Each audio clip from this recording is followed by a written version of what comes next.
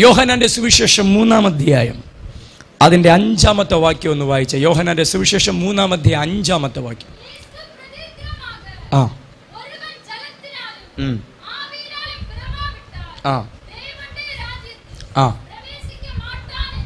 Thank you. നല്ലതായിട്ട് വായിച്ചു അല്ലേ? എനിക്ക് തമിഴ് അറിയില്ലെങ്കിലും ഇപ്പം ഇങ്ങനെ വേണമെങ്കിലും വായിക്കാം. ആമേൻ ആമേൻ ഞാൻ നിന്നോട് പറയുന്നു, വെള്ളത്താലും ആത്മാവിനാലും ജനിച്ചില്ല. ഇങ്ങനെയും വായിക്കാം. പക്ഷെ സിസ്റ്റർ അങ്ങനല്ല വായിച്ചത്. ആ വാക്കിൻ്റെ ശക്തിയിൽ വായിച്ചു. Thank you. യേശു പറഞ്ഞു, ആമേൻ ആമേൻ, വെള്ളത്താലും ആത്മാവിനാലും ജനിച്ചില്ലെങ്കിൽ ആർക്കും ദൈവരാജ്യത്തിൽ കടക്കുവാൻ കഴിയില്ല. നമ്മളൊക്കെ ദൂതിന് അവസാനമാണ് ആമേൻ പറയുന്നത്. അങ്ങനല്ലേ? ഞാൻ പ്രസംഗിക്കുന്നതിന് മുമ്പ് ആരെങ്കിലും ഇവിടെ ആമേൻ പറയും? ഇല്ല. ഞാനൊരു സെൻറ്റൻസ് പറഞ്ഞു കഴിയുമ്പോൾ നിങ്ങൾ ആമേൻ പറയും, ഞാനും ആമേൻ പറയും. പക്ഷേ യേശു അങ്ങനല്ല. പുള്ളി പറയുന്നതിന് മുമ്പേ ആമേൻ പറയും. അദ്ദേഹം തുടങ്ങുന്നതേ ആമേൻ ആമേൻ. അപ്പം നമ്മൾ പറഞ്ഞു കഴിഞ്ഞിട്ട് ആമേൻ പറയും, യേശു പറയുന്നതിന് മുമ്പ് ആമേൻ പറയും. ഈ ആമേൻ എന്ന് പറഞ്ഞാൽ അതിൻ്റെ അർത്ഥം എന്താണെന്നറിയോ? അങ്ങനെ തന്നെ എന്നാണ് നമ്മൾ പഠിച്ചത്. അങ്ങനെ തന്നെയാണ്. പക്ഷെ ആമേൻ എന്ന് പറയുന്ന വാക്ക് അതൊരു വേർഡല്ല, അതൊരു പവറാണ്. ആമേൻ എന്ന ശബ്ദം ഒരു വാക്കല്ല, അതൊരു ശക്തിയാണ്. ഈ ആമേൻ എന്ന വാക്കിൻ്റെ അതിൻ്റെ യഥാർത്ഥമായ അർത്ഥം നമ്മൾ പഠിക്കാൻ പോയാൽ അതിൻ്റെ അർത്ഥം അല്ലെങ്കിൽ അതിൻ്റെ ശക്തിയെ, ആമേൻ എന്ന വാക്ക് ശക്തിയാണ് പ്രൊഡ്യൂസ് ചെയ്യുന്നത്. അതുകൊണ്ടാണ് ദൈവദാസന്മാർ ആമേൻ പറയണം ആമേൻ പറയണം എന്ന് പറയുമ്പോൾ ആരും വിചാരിക്കരുത് വന്ന പാസ്റ്ററിൻ്റെ പ്രസംഗം മുഴുമിപ്പിക്കാനും പ്രസംഗത്തിൻ്റെ ശക്തി വർദ്ധിപ്പിക്കാനും നിങ്ങളെ കൊണ്ട് ആമേൻ പറയിപ്പിക്കുന്നതാണെന്ന് ഇവിടെ ആരും ചിന്തിക്കരുത്. അങ്ങനെ ചിന്തിക്കുന്നവർ ഒരു ആമേൻ പോലും ഇവിടെ പറയരുത്. ചിലർക്ക് അങ്ങനെ ഒരു ചിന്തയുണ്ട്. ഇവന്മാർ വെറുതെ ഇരുന്ന് ആമേൻ, എന്നെ കൊണ്ട് ആമേൻ, പിന്നെ നീ ആമേൻ പറഞ്ഞിട്ടാണ് ഇവിടെ പ്രസംഗം വിജയിക്കുന്നത്. ചിലർക്ക് അങ്ങനെ ചിന്തയുണ്ട്. ഇവിടെ ഇല്ലാത്തതിനായി സ്തോത്രം. ചിലർക്ക് ഇങ്ങനെ എപ്പോഴെപ്പോഴും ആമേൻ പറയുന്നത് ഇഷ്ടമല്ല. അതെന്താ കാര്യം എന്ന് ഇപ്പോൾ പറഞ്ഞുതരാം. ബാക്കി എന്തും പറയാൻ ഇഷ്ടമാണ്, പക്ഷെ ആമേൻ പറയാൻ ഇഷ്ടമല്ല. ആമേൻ എന്ന് പറയുന്നത് ഒരു ശക്തിയാണ്. ആമേൻ എന്ന വാക്കിനകത്ത് പ്രൊഡ്യൂസ് ആകുന്നത് ഒരു പവറാണ്. ആ പവർ എന്ന് ചോദിച്ചാൽ ആ ദൈവശക്തിയെ എഴുത്തുകാർ അല്ലെങ്കിൽ തിയോളജിയൻസ് എങ്ങനെയാണ് ആ ആമേൻ എന്ന ശക്തിയെ അവർ വിചിന്തനം ചെയ്യുന്നത്? ഒരു കോൺക്രീറ്റ് കട്ടയിൽ ഒരു ആണി വച്ചിട്ട് നമ്മൾ ചുറ്റിക കൊണ്ട് ആണിയെ പ്രസ് ചെയ്യുമ്പോൾ, അടിക്കുമ്പോൾ ആ ആണി കോൺക്രീറ്റ് കട്ടയ്ക്കകത്തേക്ക് എങ്ങനെ ആഴ്ന്നു കയറുന്നുവോ അതിനകത്ത് വ്യാപരിക്കുന്ന പവറാണ് ദ വേർഡ് ആമേൻ എന്ന് പറഞ്ഞാൽ. അഭിഷക്തന്മാർ ഒരു ദൂതൻ നിങ്ങളോട് പറയുമ്പോൾ നിങ്ങൾ ആമേൻ പറയുന്നതിന്റെ അർത്ഥം ആ ദൂതിനെ നിങ്ങൾ വിശ്വാസത്താൽ നിങ്ങളുടെ മേൽ നിങ്ങൾ വിശ്വസിച്ച് അതിനെ സ്വീകരിക്കുക.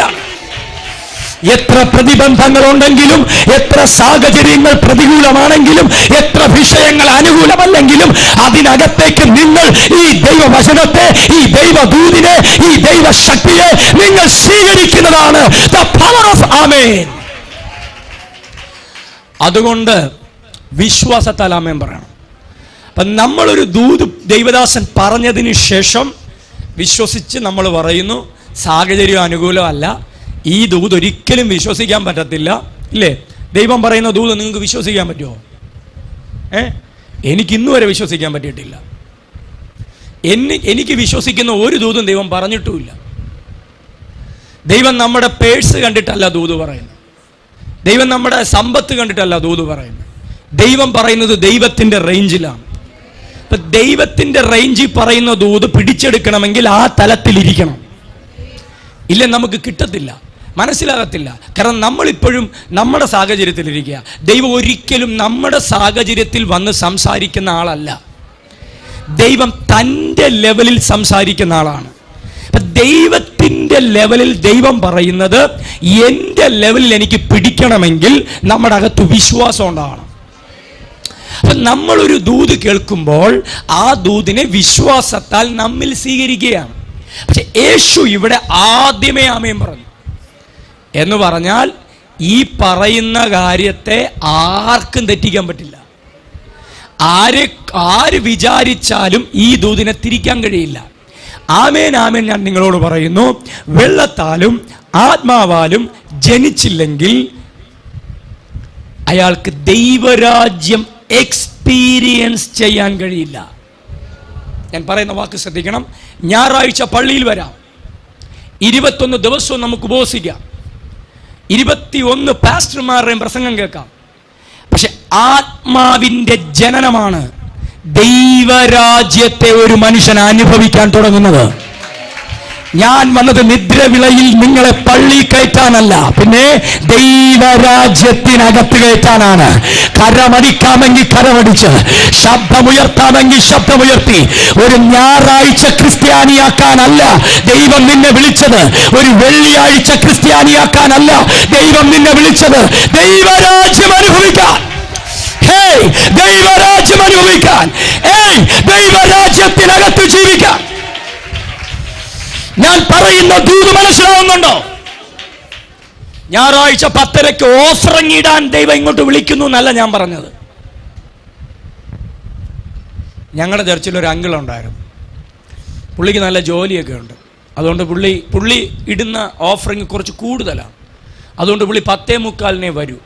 എന്താ കാരണം? എല്ലാവരും ഇടുന്നതിനേക്കാളും കുറച്ച് കൂടുതൽ പുള്ളി ഇടുന്നതുകൊണ്ട് പുള്ളി 10:45 വരൂ. ഇത് പതിവാക്കി. അപ്പം ഞാൻ പറഞ്ഞു ഇനി വരണ്ട. കാരണം ഇവരുടെ വിചാരം ഇവരുടെ ഓഫറിങ്ങിലാണ് സഭ നിൽക്കുന്നതെന്ന്. നിങ്ങളാരും മിണ്ടുന്നില്ല.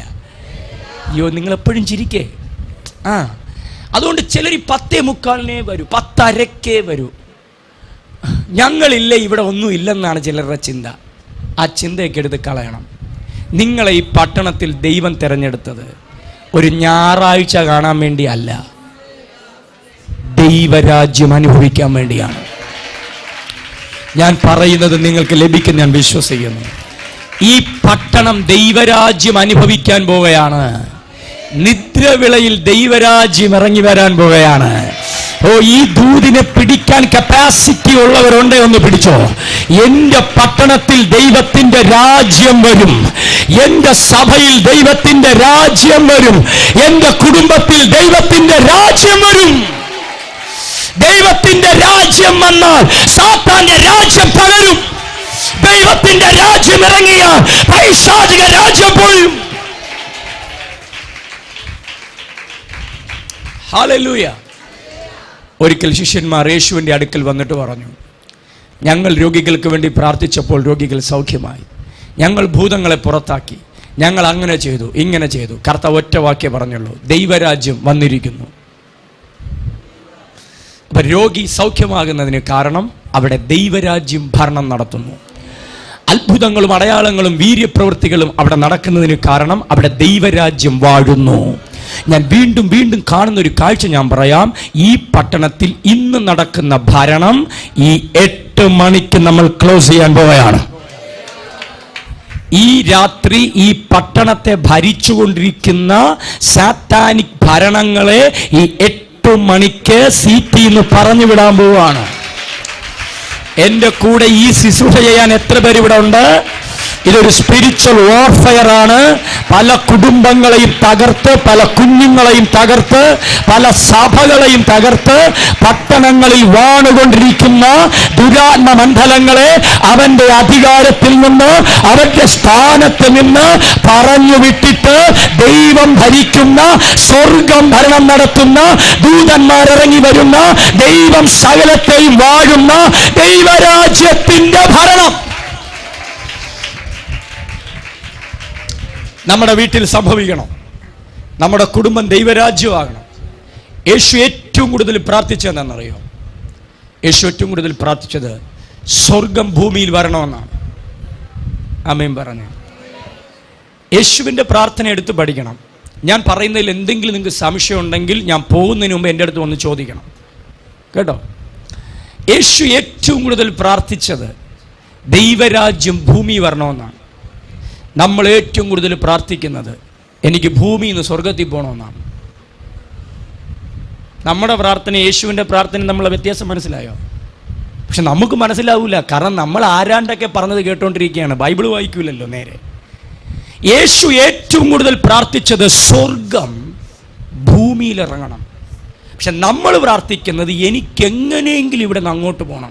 നിങ്ങൾ അങ്ങോട്ട് പോകും, അവിടെ വാഴും, അവിടെ ജീവിക്കും, നിത്യമായി വാഴും. പക്ഷെ നിങ്ങളെ ഇവിടെ വച്ചേക്കുന്നത് ആ രാജ്യത്തെ നിദ്രവിളയിൽ വ്യാപിപ്പിക്കാനാണ്.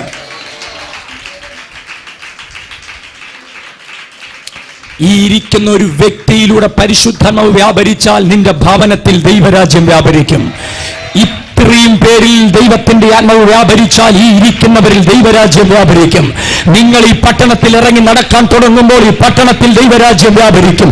നിങ്ങൾ ഈ പട്ടണത്തിൽ വേണ്ടി പ്രാർത്ഥിക്കാൻ തുടങ്ങുമ്പോൾ ഈ പട്ടണം ദൈവരാജ്യമായി മാറും. പിശാചിനും അവന്റെ പദ്ധതികൾക്കും പ്രവേശനമില്ലാത്ത ദൈവത്തിനും ദൈവദൂതന്മാർക്കും പ്രവേശനമുള്ള ഒരു രാജ്യമായി നിദ്രവിള മാറുവാൻ ഇന്ന് ഞാൻ പ്രവചിക്കുമ്പോൾ ഈ പ്രവചന ദൂതിനെ സ്വീകരിക്കാൻ, ഈ പ്രവചന ദൂതിന് ആമേൻ പറയാൻ ഇന്ന് രാത്രി ഇതിനകത്തുള്ള ദൈവമക്കൾക്ക് വിശ്വാസമുണ്ടെങ്കിൽ വിശ്വാസത്തോടെ ആമേൻ പറയണം. വെള്ളത്താലും ആത്മാവിനാലുള്ള ജനനം, ഈ ജനനമാണ് ഒരാൾക്ക് കിങ്ഡം എക്സ്പീരിയൻസ് ചെയ്യാൻ കഴിയുന്നത്, ദൈവരാജ്യം അനുഭവിക്കാൻ കഴിയുന്നത്. നിങ്ങളുടെ മുമ്പിൽ, നിങ്ങളുടെ ഇരിക്കുന്നതിൻ്റെ മുകളിൽ ഈ ഫാൻ കറങ്ങുന്നുണ്ട് അല്ലേ? അതിൽ നിന്നൊരു കാറ്റ് വരുന്നുണ്ട്. നിങ്ങളത് കാണുകയാണോ അനുഭവിക്കുകയാണോ? ചിലർ കാണുകയാണ്. ഈ ഫാൻ കറങ്ങുന്നത് കാണാനല്ല, ഈ ഫാൻ കറങ്ങുക പക്ഷെ കാറ്റില്ല. അപ്പൊ നിങ്ങൾ എന്താ പറയും? സ്പീഡ് കൂട്ട്. നിങ്ങൾ കാണുന്നില്ലേ കറങ്ങുന്നേ? നിങ്ങൾ കാണുന്നില്ലേ കറങ്ങുന്നേ? പിന്നെ എന്തിനാ സ്പീഡ് കൂട്ടാൻ പറഞ്ഞേ? കാണുന്നുണ്ട് പക്ഷെ അതിൻ്റെ പ്രവൃത്തി അനുഭവിക്കുന്നില്ല. എനിക്ക് വ്യക്തമായിട്ടറിയാം എന്തിനാണ് കർത്താവ് എന്നെ ഇവിടെ അയച്ചതെന്ന്. എനിക്ക് വ്യക്തമായിട്ടറിയാം ഞാൻ എന്താണ് പറഞ്ഞുകൊണ്ടിരിക്കുന്നതെന്ന്. ഇന്ന് ഇതിനകത്ത് ചിലർക്ക് വേണ്ടിയാണ് ഞാൻ വന്നത്. നിങ്ങൾ എന്തു വിശ്വസിച്ചോ അത് അനുഭവിക്കാൻ പോകുന്നു. വ്യക്തമായിട്ട് എനിക്കറിയാം ഇതിനകത്തിരിക്കുന്ന ചില ഫാമിലീസിന് വേണ്ടിയാണ് പരിശുദ്ധാത്മാവിനെ അയച്ചത്. അവരെ കർത്താവ് ഇന്ന് രാത്രി ഇത് കാണാനുള്ളതല്ല, ഇത് അനുഭവിക്കാനുള്ളതാണ്. ഈ പകലൊന്ന് പറഞ്ഞു, ഇത് കാണാൻ വേണ്ടി മാത്രമുള്ളതല്ല. ഞാൻ ദൈവരാജ്യം അനുഭവിക്കും. ആത്മാവിൽ ജനിച്ചവൻ ദൈവരാജ്യം അനുഭവിക്കും. ആത്മാവിൽ ജനിച്ചവൻ ദൈവരാജ്യത്തിൽ കടക്കും. ഏത് പിശാച് നിന്റെ കുടുംബത്തിൽ ഭരണം നടത്തിയാലും ഇന്ന് രാത്രി വ്യാപരിക്കുന്ന വചനം നിന്റെ കുടുംബത്തിൽ ഒരു ദൈവരാജ്യത്തിന്റെ ഭരണമായി ആള് മാറുന്ന പോലെ ആള് മാറാൻ, ജീവിതം മാറുന്ന പോലെ. ആ പച്ച സാരി ഉടുത്ത് കണ്ണിൽ സ്പെക്സ് വെച്ചിരിക്കുന്ന ആന്റി ഒന്ന് എഴുന്നേറ്റോ? ആന്റിയുമായി ബന്ധപ്പെട്ട ആരെങ്കിലും ഇവിടെ ഉണ്ടെങ്കിലും എഴുന്നേക്കാം. ആന്റി, നിങ്ങളുടെ ജീവിതത്തിൽ പരിശുദ്ധന്മാർ പറയുന്നു ഇത് കാണാനുള്ളതല്ല, അല്ലെങ്കിൽ ഇത് കണ്ടുകൊണ്ടിരിക്കാൻ മാത്രമല്ല, ഇതിൽ നിന്നും ഒരു കാറ്റ് നിങ്ങൾ അനുഭവിക്കുന്നു. കർത്താവിനോട് പറയുന്നു, ഇതുപോലെ ചില കാര്യങ്ങൾ അടുത്ത 17 ദിവസങ്ങൾക്കകത്ത് നിങ്ങളുടെ കുടുംബത്തിൽ നിങ്ങൾ അനുഭവിക്കും. ഇതെല്ലാവരും കേട്ടല്ലോ, വിശ്വാസികളും അവിശ്വാസികളും. വിശ്വാസി എന്ന് പറഞ്ഞിട്ട് വിശ്വാസം ഇല്ലാത്ത എല്ലാവരും കേട്ടോ. വേണമെങ്കിൽ മൊബൈൽ എടുത്ത് റെക്കോർഡ് ചെയ്ത് വെച്ചോ. ചിലർക്ക് അത്രയും വിശ്വാസം ഇല്ല. 17 ദിവസത്തിനകത്ത് നീ ചിലത് കാണുകയും അനുഭവിക്കുകയും ചെയ്യും. ഞാൻ നിങ്ങളുടെ കുടുംബത്തിന് വേണ്ടി പ്രാർത്ഥിക്കുന്നു. കർത്താവിൻ്റെ ആത്മാവ് അങ്ങനെ തന്നെ എന്നോട് പറയുന്നു. ദൈവരാജ്യം അനുഭവിക്കാൻ പോവുകയാണ്, ദൈവപ്രവൃത്തികൾ അനുഭവിക്കാൻ പോവുകയാണ്. നീ കണ്ട് കണ്ട് കണ്ട് കണ്ട് തകർന്നത്, കണ്ണിന്റെ മുമ്പിൽ, നിന്റെ കണ്ണിന്റെ മുമ്പിൽ അവൻ വരച്ചു വച്ചത്, അത് കണ്ട് കണ്ട് നിന്റെ കണ്ണ് നിറഞ്ഞൊഴുകുന്നത്. കർത്താവിനോട് പറയുന്നു, ഈ ദിവസങ്ങളിൽ തയ്യാറാകൂ. ഇത് ആത്മാവിന്റെ പ്രവൃത്തിയാണ്, ഇത് ആത്മാവിന്റെ ചലനമാണ്, ഇത് ആത്മാവിന്റെ ശക്തിയാണ്. ദൈവരാജ്യം കാണുകയും അനുഭവിക്കുകയും ചെയ്യണമെങ്കിൽ 17 ദിവസങ്ങൾക്കകത്ത് അഭിഷക്തൻ പ്രവചിക്കുന്നു, ഈ വീട്ടിൽ ഒരു ദൈവപ്രവൃത്തി ഈ അമ്മ അനുഭവിക്കുകയും അത് കാണുകയും മറ്റുള്ളവർ അറിയുകയും ചെയ്യുന്ന നിലവാരത്തിൽ യേശുവിന്റെ നാമത്തിൽ അഭിഷക്തൻ അങ്ങനെ കൽപ്പിക്കുന്നു, അങ്ങനെ കൽപ്പിക്കുന്നു. അവൻ കൽപ്പിച്ചു, അങ്ങനെ സ്ഥാപിതമായി. നല്ലൊരു ആമേൻ പറഞ്ഞു. ആത്മാവിലുള്ള ജനനം. 2 ജനനങ്ങളാണ് ഇവിടെ പറയുന്നത്. ഒന്ന് വെള്ളത്താലുള്ള ജനനം, 2 ഞാൻ ഈ രണ്ടാമത്തെ കാര്യത്തിൻ്റെ കുറച്ച് കാര്യങ്ങളാണ് ഇന്ന് സംസാരിക്കുന്നത്. ബോൺ ഫ്രം സ്പിരിറ്റ്, ആത്മാവിൽ നിന്നുള്ള ജനനം. എല്ലാവരും പറഞ്ഞ ആത്മാവിൽ നിന്നുള്ള ജനനം. എന്ത് സൈലൻ്റാ, ഒന്നുകൂടെ നന്നായിട്ട് പറഞ്ഞ ആത്മാവിലുള്ള ജനനം. വീട്ടിൽ വഴക്കുണ്ടാക്കുമ്പോൾ എടുക്കുന്ന ശബ്ദം എടുത്തേ, ആത്മാവിലുള്ള ജനനം. സഹോദരന്മാരെ, നിങ്ങളെപ്പോലെ സൗമ്യന്മാർ കേരളത്തിലില്ല. നിങ്ങൾക്ക് കിട്ടിയ ഭാര്യമാരെയോട് ഞാൻ കർത്താവിനെ സ്തുതിക്കുന്നു. ഇത്രയും സൈലൻ്റായുള്ള ഭർത്താവിനെ കിട്ടിയല്ലോ. ഒരു നല്ല ആമീൻ പറഞ്ഞു. ചിലർ കൈ ഉയർത്തിയപ്പോഴേ മനസ്സിലായി. ആത്മാവിലുള്ള ജനനം, ആത്മാവിലുള്ള ജനനം. ഒരു ക്രിസ്ത്യാനി അല്ലെങ്കിൽ ഒരു ദൈവപൈതൽ ക്രിസ്തുവിലുള്ള ജീവിതം ആരംഭിക്കേണ്ടത് അപ്പാപ്പൻ ക്രിസ്ത്യാനി ആയതുകൊണ്ടല്ല. ഞങ്ങൾ പാരമ്പര്യമായി ക്രിസ്തീയ കുടുംബത്തിൽ ആണ് എന്ന നിലവാരത്തിലും അല്ല. എൻ്റെ അപ്പം പാസ്റ്ററാണ് എന്ന അറിവിലും അല്ല. ക്രിസ്തുവിലുള്ള ജീവിതം ആരംഭിക്കേണ്ടത് ആത്മാവിൽ നിന്നുള്ള ജനനത്തിലാണ്. ആമേൻ. അതിന് നമ്മൾ വീണ്ടും ജനനമെന്ന് പറയുന്നു. അതിന് നമ്മൾ ആത്മാവിലുള്ള ജനനമെന്ന് പറയുന്നു. ആത്മാവിൽ നിന്ന് ജനിക്കണം, എന്നാൽ മാത്രമേ ദൈവരാജ്യം അനുഭവിക്കാൻ കഴിയൂ. നിങ്ങൾക്ക് ഈ ഭാഗം പഠിക്കുമ്പോഴറിയാം, യേശു കർത്താവിൻ്റെ മിനിസ്ട്രി, യേശു കർത്താവിൻ്റെ ശുശ്രൂഷ, യേശു പ്രസംഗിച്ചേച്ചു പോയ ആളല്ല. പ്രസംഗിച്ചത് കാണിച്ചു കൊടുക്കുകയും അത് ജനത്തെ കൊണ്ട് അനുഭവിപ്പിക്കുകയും ചെയ്തു. നല്ല ആമേൻ പറഞ്ഞു. ഞാൻ ഈ ശുശ്രൂഷയിൽ വിശ്വസിക്കുന്നു. നിങ്ങൾ വിശ്വസിക്കുന്നില്ല? ഞാൻ എന്നും പ്രാർത്ഥിക്കും, എന്നെ കൊണ്ട് എന്തേലും ചെയ്യുന്നെങ്കിൽ ഇതേ ചെയ്യാവൂ. യേശു വചനം പറഞ്ഞു, പറഞ്ഞത് കാണിച്ചു, കണ്ടവർ അനുഭവിച്ചു. ഞാനിത് പറയുമ്പോൾ നിങ്ങളുടെ ചർച്ചിലും ഇതായിത്തീരും. പറയുന്നത് കാണും, കാണുന്നത് അനുഭവിക്കും. കമോൺ, കരമടിച്ച് കന്യാകുമാരി ജില്ലയോട് ഞാൻ പ്രവചിക്കുന്നു, വരാൻ പോകുന്ന വർഷങ്ങളിൽ സുവിശേഷം പറയും, പറയുന്നത് കാണും, കാണുന്നത് കന്യാകുമാരി അനുഭവിക്കും. ഇതിനെ തടയുവാനോ ഇതിനെതിരെ വെല്ലുവിളിക്കുവാനോ ഒരു ശക്തിക്കും കഴിയില്ല. ആമേൻ. യേശുവിന്റെ മിനിസ്ട്രി ഇതായിരുന്നു.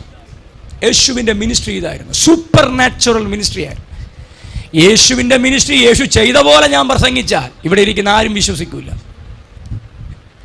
നമ്മൾ അങ്ങനെയൊന്നും പ്രസംഗിക്കാറില്ല. സത്യത്തിൽ യേശു പ്രസംഗിച്ച കാര്യം നമ്മൾ പ്രസംഗിച്ചാൽ നിങ്ങൾ എന്നെ ക്രൂശിക്കയറ്റും. അങ്ങനെയാണ്. യേശുവിൻ്റെ ഒന്നാമത്തെ പ്രസംഗത്തിൽ കയ്യടി അല്ലായിരുന്നു, കല്ലേറായിരുന്നു. അല്ലേ? യേശു പതിവ് പോലെ പള്ളിയിൽ വന്നു. സ്വന്തം പള്ളിയിലാണ് വന്നത്. യേശു വിചാരിച്ചു എല്ലാവരും കൂടെ കൈയടിക്കുമെന്ന്. പക്ഷേ യേശു ആരാന്ന് പറഞ്ഞപ്പോൾ അന്ന് വരെ സ്വന്തം പള്ളിക്കാർ, നമ്മുടെ ഭാഷയിൽ പറഞ്ഞ മാതൃ ചർച്ച്, കല്ലെടുത്തെന്ന്. അതെന്താ കല്ലെടുത്ത്? യേശു പറഞ്ഞതിൽ എന്തെങ്കിലും തെറ്റുണ്ടോ? തെറ്റൊന്നുമില്ല. അവർ പറഞ്ഞുകൊണ്ടിരുന്നത് പറഞ്ഞില്ല, അവർ എഴുതി വച്ചത് ചെയ്തില്ല, അവർ വർഷങ്ങളായി തുടരുന്നത് യേശു തുടർന്നില്ല. യേശു അങ്ങനെ തുടരാൻ വന്ന ആളല്ല. നീ എഴുതി വെച്ചതിനകത്ത് നിൽക്കാൻ വന്ന ആളല്ല യേശു. യേശു വന്നത് പിതാവ് എന്താണോ ചെയ്യാനുള്ളത് അത് പറയാൻ വന്നയാളാണ്. ഇത് ചർച്ചുകാർക്ക് രസിച്ചില്ല. അതുകൊണ്ട് യേശു പ്രസംഗം തുടങ്ങിയപ്പോഴേ അവർ കല്ലെടുത്തു. ബൈബിളിൽ ഒരു വാക്യം പറയുന്നു, അവർ അവനെ കല്ലെറിഞ്ഞു കൊല്ലാൻ ഭാവിച്ചപ്പോൾ അവർ അവരുടെ നടുവിൽ നിന്ന് പോയി. ഇല്ലേ ആൻറ്റി? അങ്ങനല്ലേ? ഞാൻ നിങ്ങളോടൊരു ചോദ്യം ചോദിക്കുന്നു, എനിക്കിതിനൊക്കെ ആൻസർ തരണം കേട്ടോ. നിങ്ങളിപ്പോൾ ഇത്രയും പേരേ ഉള്ളൂ. പക്ഷേ യേശു പ്രസംഗിച്ച ഒന്നാമത്തെ പ്രസംഗത്തിൽ ഇത്രയും പേരൊന്നുമല്ല, ഇതിൻ്റെ ഇരട്ടി ആളുണ്ട്. ഇത്രയും ആൾക്കാരുടെ നടുവിൽ എല്ലാവരും കല്ലെടുത്തോണ്ട് നിൽക്കുകയാണ്, എറിയാൻ. പക്ഷെ വചനം പറയുന്നു യേശു അവിടെ നിന്ന് പോയി. നിങ്ങൾ എപ്പോഴെങ്കിലും ചിന്തിച്ചിട്ടുണ്ടോ ഇത്രയും ആൾക്കാരുടെ നടുവിൽ ഒരു കല്ല് പോലും ഏറുകൊള്ളാതെ യേശു എങ്ങനെ പോയെന്ന്? ചിന്തിക്കണം. വചനം വായിക്കണം, ചിന്തിക്കണം, ചോദിക്കണം. ഹല്ലേലൂയ പറഞ്ഞില്ല. ഇത് വായിക്കില്ല, ചിന്തിക്കില്ല, ചോദിക്കില്ല, ആരാണ്ട് പറയുന്നതാണ് സത്യമെന്ന് പറഞ്ഞ് പിടിച്ചുകൊണ്ടിരിക്കും. ഇതാണ് നമ്മുടെ ജീവിതത്തിലെ ഏറ്റവും വലിയ ബന്ധനം. ഞാൻ പറയുന്നത് പോലും നിങ്ങൾ ബൈബിളിൽ അങ്ങനെ തന്നെയോ എന്ന് വായിക്കണം. അല്ലാതെ ഈ പ്ലാറ്റ്ഫോമിൽ വന്ന് പറയുന്നവരുടെ വാക്കാണ് വചനമെന്ന് വിശ്വസിക്കരുത്. നിങ്ങൾ മിണ്ടുന്നില്ല. അത് ഒരുപാട് പരാജയങ്ങൾ കൊണ്ടുവരും. ഞാൻ വചനം പറയും, എൻ്റെ ആശയം പറയും, അത് നിങ്ങൾ പോലും അറിയത്തില്ല. എൻ്റെ പ്രസംഗത്തിനകത്ത് വരും. നിങ്ങൾ വചനം അറിയുന്നില്ലെങ്കിൽ നിങ്ങൾ ഇതെല്ലാം സ്വീകരിക്കും. ഹല്ലേലൂയ. പക്ഷെ പറയുന്ന കാര്യം വചനത്തിൽ അങ്ങനെ തന്നെ ഉണ്ടോ എന്ന് വായിക്കണം. അപ്പൊ നിങ്ങൾ വളരെ ശ്രദ്ധിച്ച് കേൾക്കേണ്ടത്, യേശു അത്രയും ജനത്തിന്റെ നടുവിൽ നിന്ന് 5-6 പേരുടെ കല്ലേറ് കൊണ്ടു കയ്യിലും കാലിലും പരിക്ക് പറ്റിയ യേശു പോയെന്നല്ല. അവരെറിയാൻ നിന്നതിന്റെ നടുവിൽ നിന്ന് യേശു പോയെങ്കിൽ അതൊരു സൂപ്പർ നാച്ചുറൽ അല്ലേ? അങ്കിൾമാരെ, ആ നീല ഷർട്ടിട്ട് അങ്കിളെ, മൊബൈൽ പോക്കറ്റ് വെച്ചിരിക്കുന്ന അങ്കിളെ, എഴുന്നേറ്റോ. കർത്താവ് എന്നോട് പറയുന്നു, ഇതുപോലൊരു അനുഭവത്തിൽ നിന്ന് കർത്താവ് നിന്നെ പുറത്തെടുക്കാൻ പോവാണ്. അങ്കിൾ, അമ്മേ, 2 പേരാണ്. കർത്താവിനോട് പറയുന്നു, അമ്മേ, ഇതുപോലൊരു ഇനി ആരെങ്കിലും ഉണ്ടോ? ഇല്ല. മോളുണ്ട്, വന്നില്ല. ഓക്കെ, ഈ 4 പേരോട് ഞാൻ പറയാം. എന്തോ കർത്താവ്, ഞാൻ ഈ ദൂത് പറഞ്ഞപ്പോൾ നിങ്ങളെ കാണിച്ചു. എന്നിട്ട് കർത്താവിനോട് പറഞ്ഞു, ഇത്രയും പേര് കൊല്ലാൻ നിൽക്കുമ്പോൾ അതിൻ്റെ നടുവിൽ നിന്ന് യേശു പോയെങ്കിൽ അതൊരു സൂപ്പർ നാച്ചുറലാണ്. അങ്ങനാണെങ്കിൽ അതുപോലെ ഈ ഫാമിലിയിൽ ഒരു സൂപ്പർ നാച്ചുറൽ വേ ദൈവം ഓപ്പൺ ചെയ്യാൻ പോകുന്നു. അതെനിക്ക് നന്നായിട്ട് കാണാൻ കഴിയുന്നുണ്ട്. ആത്മകണ്ണിൽ എനിക്കത് കാണാൻ കഴിയുന്നുണ്ട്.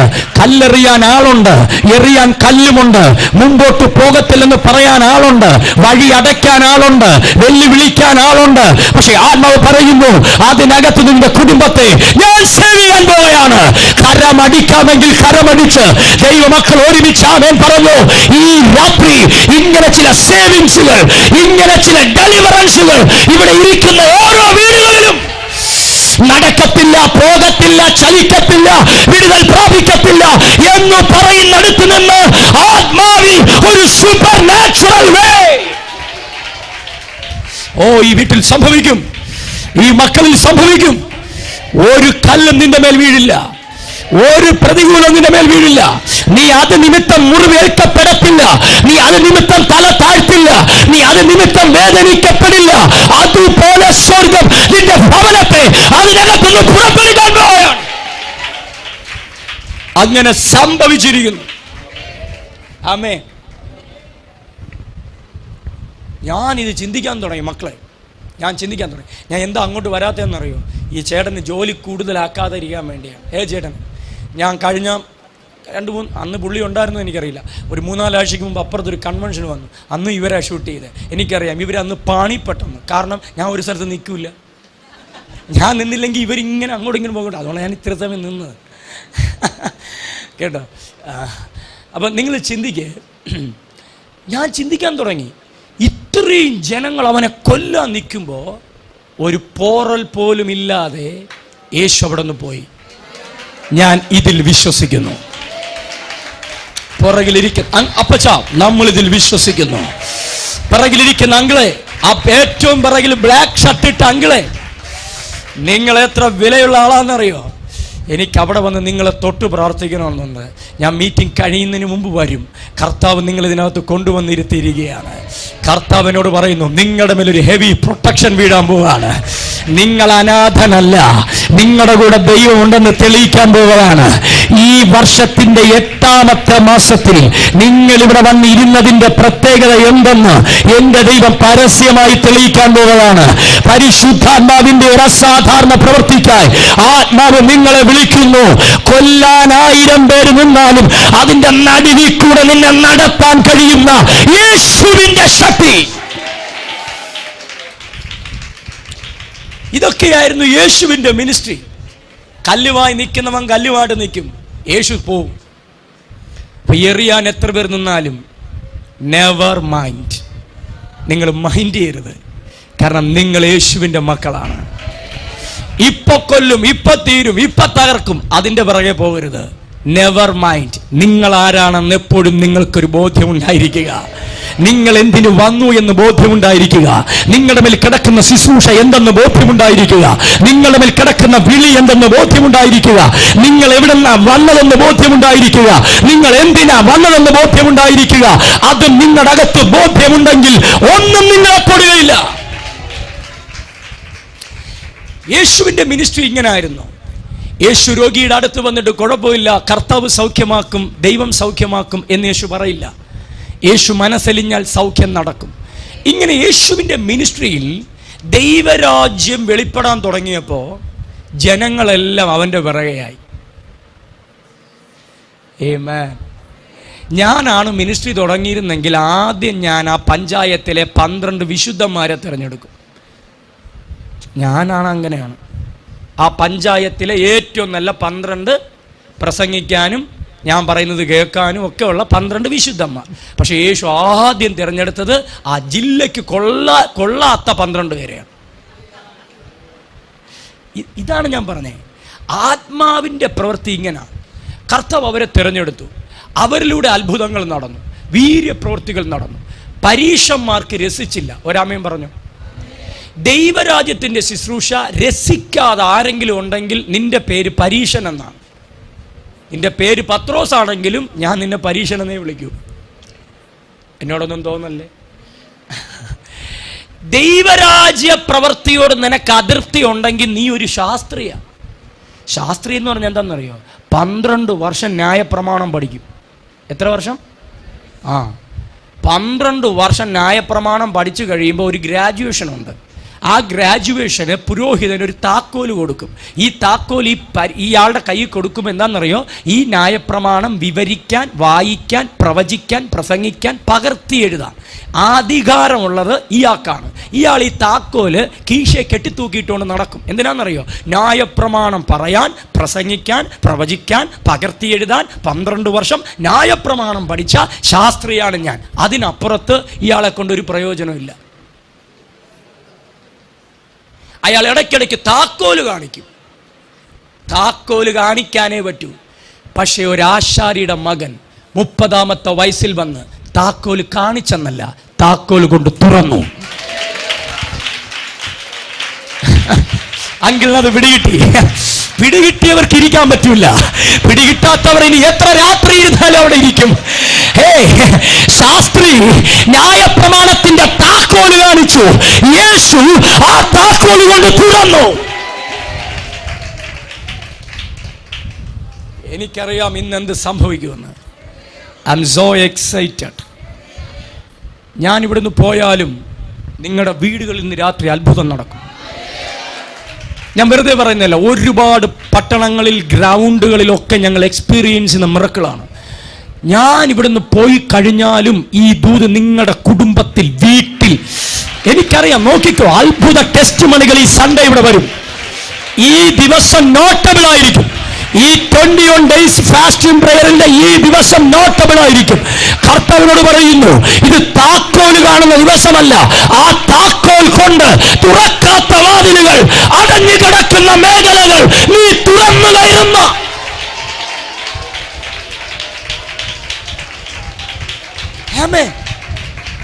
ന്യായശാസ്ത്രി നന്നായിട്ട് പ്രസംഗിക്കും. എങ്ങനെ പ്രസംഗിക്കും? യഹോവ റാഫ, യഹോവ ഷമ. അദ്ദേഹത്തിന്റെ കയ്യിൽ നമ്മൾ മൈക്ക് കൊടുത്താൽ നമ്മളൊക്കെ ലജ്ജിച്ചു പോകും. അതുപോലെ അദ്ദേഹം പ്രസംഗിക്കും. യഹോവ റാഫ, സൗഖ്യദായകൻ. പക്ഷേ എത്ര നന്നായിട്ട് പ്രസംഗിച്ചാലും ആലയത്തിനകത്ത് കൂനിയായ സ്ത്രീ കൂനിയായിട്ട് തന്നെ ഇരിക്കും. പക്ഷെ യേശു വലിയ പ്രസംഗമൊന്നും നടത്തിയില്ല. യഹോവ റാഫ, എൻ്റെ അപ്പൻ സൗഖ്യദായകൻ. ആ താക്കോലെടുത്ത് ആ വാതിൽ തുറന്നിട്ട് കൂനിയായ സ്ത്രീയെ അതിനകത്ത് കയറ്റും. ആ കൈ ഉയർത്തി അടിക്കുന്ന കറുത്ത ഷോളിട്ട് ആന്റി ഒന്നെഴുന്നേറ്റും. ദൈവം നിന്റെ കുടുംബത്തെ നിവർത്താൻ പോവുകയാണ്. ഒറ്റയ്ക്കാണോ വന്നേ? അമ്മയുണ്ട്. നിങ്ങളുടെ ഭവനത്തെ ദൈവം നിവർത്താൻ പോവാ. ഈ കൂനിയായ സ്ത്രീയുടെ കാര്യം ഞാൻ നേരത്തെ ചിന്തിച്ചോണ്ടോന്ന് പറഞ്ഞതല്ല. പക്ഷെ ഞാനത് പറഞ്ഞപ്പോൾ ഈ വീട് ഞാൻ കണ്ടു. കൂനിയായ സ്ത്രീ എന്ന് പറഞ്ഞാൽ എപ്പോഴും അവൾ ആലയത്തിലുണ്ടെങ്കിലും ഒന്നും കാണാൻ പറ്റുന്നില്ല. പ്രസംഗം ഉണ്ടെന്ന്, യഹോവ റാഫ എന്ന് നന്നായിട്ട് പ്രസംഗിക്കുന്നുണ്ട്, പക്ഷെ ഇന്ന് വരെ അനുഭവിച്ചിട്ടില്ല. പക്ഷെ ഒരു ചെറുപ്പക്കാരൻ വന്നിട്ട് പറഞ്ഞു, എൻ്റെ പ്രസംഗം കുറവാ, പക്ഷെ നീ നിവരണം. എന്നിട്ട് കർത്താവ് ആൻറ്റിയെ കാണിച്ചു. എന്നിട്ട് എന്നോട് പറഞ്ഞു, അവളെ ദൈവം നിവർത്താൻ പോവുകയാണ്, അവളെ ദൈവം നിവർത്താൻ പോവുകയാണ്. നിനക്കാരുമില്ലായിരിക്കാം, പക്ഷെ സ്വർഗം പറയുന്നു അവൻ നിന്നെ നിവർത്താൻ പോവുകയാണ്.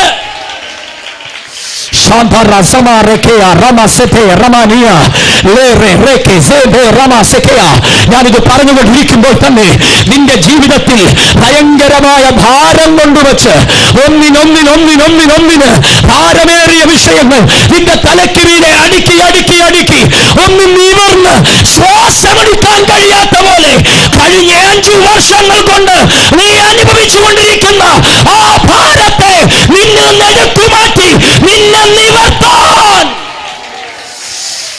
Hallelujah, hallelujah, hallelujah, hallelujah. La rasamia reketezea loro shente ramane. ആത്മാവിനോട് അങ്ങനെ തന്നെ പറയുന്നു, അവൻ നിന്നെ നിവർത്തും, അവൻ നിന്നെ നിവർത്തും, അവൻ നിന്നെ നിവർത്തും. ആകെ പിടിച്ചോ, അവൻ നിന്നെ നിവർത്തും. നിന്റെ ഭവനത്തിൽ ആഞ്ഞടിച്ച പരാജയം, നിന്റെ കുടുംബത്തിൽ ആഞ്ഞടിച്ച പരാജയം, അതിനകത്തുനിന്ന് സ്വർഗം നിന്നെ നിവർത്താൻ പോവുകയാണ്. പരിശുദ്ധാത്മാവിൽ നീ നിവരാൻ പോവുകയാണ്. യേശുവിന്റെ ആത്മാവ് ഈ ഭവനത്തിനകത്തു നിന്ന് പരാജയങ്ങളുടെ ചരിത്രം, മരണകരമായ ചരിത്രം, വേദനിപ്പിക്കുന്ന ചരിത്രം യേശുവിൻ നാമത്തിൽ അഭിഷക്തൻ അഴിച്ചു കളയുന്നു, അതിനെ ക്യാൻസൽ ചെയ്യുന്നു.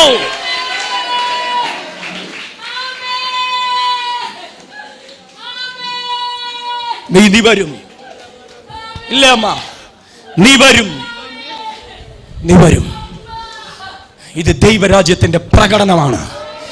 ഞങ്ങൾക്ക് ദൈവരാജ്യം അനുഭവിക്കണം. സഭയെ കണ്ടത് മതി, കേട്ടത് മതി, ഞങ്ങൾക്ക് അനുഭവിക്കണം. അങ്കിൾമാരെ, കേട്ടോണ്ടിരുന്നത് മതി, ഇതിനകത്ത് അനുഭവിക്കാനുണ്ട്, ഇതിനകത്ത് ടേസ്റ്റ് ചെയ്യാനുണ്ട്. ന്യൂ ലൈഫ് ചർച്ച് ദൈവരാജ്യം അനുഭവിക്കാൻ പോവുകയാണ്. കരമടിച്ചോ, ശബ്ദം ഉയർത്തിയോ ഈ രാത്രി. Hallelujah, Jesus. യേശു പിതാവിനെ വെളിപ്പെടുത്തി, എല്ലാവരും അവന്റെ പിറകെയായിപ്പോയി. ഇപ്പോ ശാസ്ത്രിയുടെ പ്രസംഗം കേൾക്കാൻ ആളില്ല, സിനഗോഗിനകത്ത് ആളില്ല, യേശുവിന്റെ പിറകെ ജനസമൂഹം മുഴുവൻ. അപ്പോൾ പരീക്ഷന്മാര് അവർക്കൊരു ഗ്രൂപ്പുണ്ട്, അതിന്റെ പേരാണ് സെന്നദ്രീം സംഘം. നിദ്രവിളയിൽ ഏതെങ്കിലും സെന്നദ്രി സംഘം ഉണ്ടെങ്കിൽ പരസ്യമായി ഞാൻ പൊളിക്കുന്നു. ആമേൻ പറ. കന്യാകുമാരിയിൽ സെന്നദ്രി സംഘം ഉണ്ടെങ്കിൽ നിങ്ങൾക്ക് പറയാൻ പറ്റത്തില്ല, ഞാൻ പറയും പൊളിക്കുന്നു. എല്ലായിടത്തും ഉണ്ട് ഈ സെന്നദ്രി സംഘം. ഇവന്മാരൊന്നും ചെയ്യത്തുമില്ല, ചെയ്യുന്നവരെ കൊണ്ട് ചെയ്യിക്കത്തുമില്ല. അപ്പൊ കേരളത്തിൽ നിന്ന് വന്ന് ഞാൻ തമിഴ്നാട്ടിൽ ആ സെന്നദ്രി സംഘത്തെ വേരോടെ പൊളിച്ചു കളയുകയാണ്. കണ്ട, അങ്കിൾ എൻ്റെ കൂടെ ഉണ്ട്. ആമേ. സെന്നദ്രീം സ്പിരിറ്റുകൾ ഞാൻ പൊട്ടിക്കുന്നു. ഇതിനകത്തുണ്ടെന്നല്ല, അവരിൽ ഒരാൾ ഇതിനകത്തുണ്ടെങ്കിൽ ഈ ദൈവദാസന് സ്വാതന്ത്ര്യത്തോടെ ശുശ്രൂഷിക്കാൻ പറ്റില്ല. കാരണം അവരെന്തിനാ ഇരിക്കുന്നെന്നറിയോ? ഇവൻ എവിടെ ഇവനെ പിടിക്കാം, എവിടെ കൊടുക്കാം, അവരിങ്ങനെ ഇരിപ്പുണ്ട്. ഇത് യേശുവിൻ്റെ മിനിസ്ട്രി എവിടെയൊക്കെ നടന്നോ അവിടെയെല്ലാം ഈ ഗ്രൂപ്പ് ഉണ്ടായിരുന്നു. പക്ഷെ യേശു മൈൻഡ് ചെയ്തില്ല. ഈ സെന്നദ്രീം സംഘം എന്ന് പറയുന്ന ഒരു വലിയ ഗ്രൂപ്പാണ്. അതിനകത്ത് 70 പേരിലധികം ആൾക്കാരുണ്ട്. ഇവരുടെ മെയിൻ അജണ്ട എന്ന് പറഞ്ഞാൽ ന്യായപ്രമാണം സംരക്ഷിക്കുക, പാരമ്പര്യം സംരക്ഷിക്കുക, ഇതിന് വിരോധമായി ആരെങ്കിലും ചെയ്താൽ അവനെ തീർക്കുക. അവരുടെ വിഷയം പിതാവല്ല, ദൈവമല്ല, ദൈവഹൃദയമല്ല. ഏമേ. പക്ഷെ അവരെല്ലാം പറയും, പക്ഷെ ഒന്നും ചെയ്യില്ല. ആമേൻ. ഇവർക്കെതിരെയാണ് യേശു പല പ്രാവശ്യം ആഞ്ഞടിച്ചത്. അപ്പൊ യേശുവിന്റെ മിനിസ്ട്രി ആത്മാവിന്റെ പ്രദർശനശാലയായിരുന്നു. അതെന്തുകൊണ്ട് അങ്ങനെ?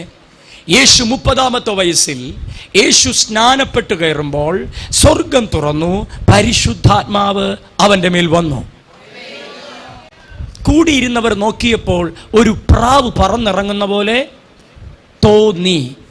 പ്രാവ് ഇറങ്ങിയെന്നല്ല, പ്രാവ് ഇറങ്ങുന്നത് പോലെ. ആ വാക്കൊന്നുകൂടെ, പ്രാവ് വന്നെന്നല്ല, പ്രാവ് പറന്നിറങ്ങുന്ന പോലെ തോന്നി എന്ന് പറഞ്ഞാൽ ഇത്ര ഉള്ളൂ, ഒരു പക്ഷി ചിറകടിച്ചു വന്ന് ഒരാളുടെ മേൽ ഇരിക്കുന്ന പോലെ ആത്മാവിരുന്നു. അടുത്ത വാക്ക്, യേശു ആത്മാവിനെയും കൊണ്ടുപോയെന്നല്ല, ആത്മാവ് യേശുവിനെയും കൊണ്ടുപോയി. ഇന്ന് രാത്രി പരിശുദ്ധാത്മാവ് നിങ്ങളെയും കൊണ്ടുപോകാൻ തുടങ്ങിയ, കഴിഞ്ഞ പകൽ ഞാൻ പറഞ്ഞില്ലേ, ആത്മാവ് നിങ്ങളെയും കൊണ്ടുപോകാൻ തുടങ്ങിയ, ആത്മാവ് നിങ്ങളെ നടത്താൻ തുടങ്ങിയ, പിന്നെ നടക്കുന്നത് നാച്ചുറൽ അല്ല, സൂപ്പർ നാച്ചുറൽസ് ആണ്. ആത്മാവിന് ഒരാളെ കിട്ടിയാൽ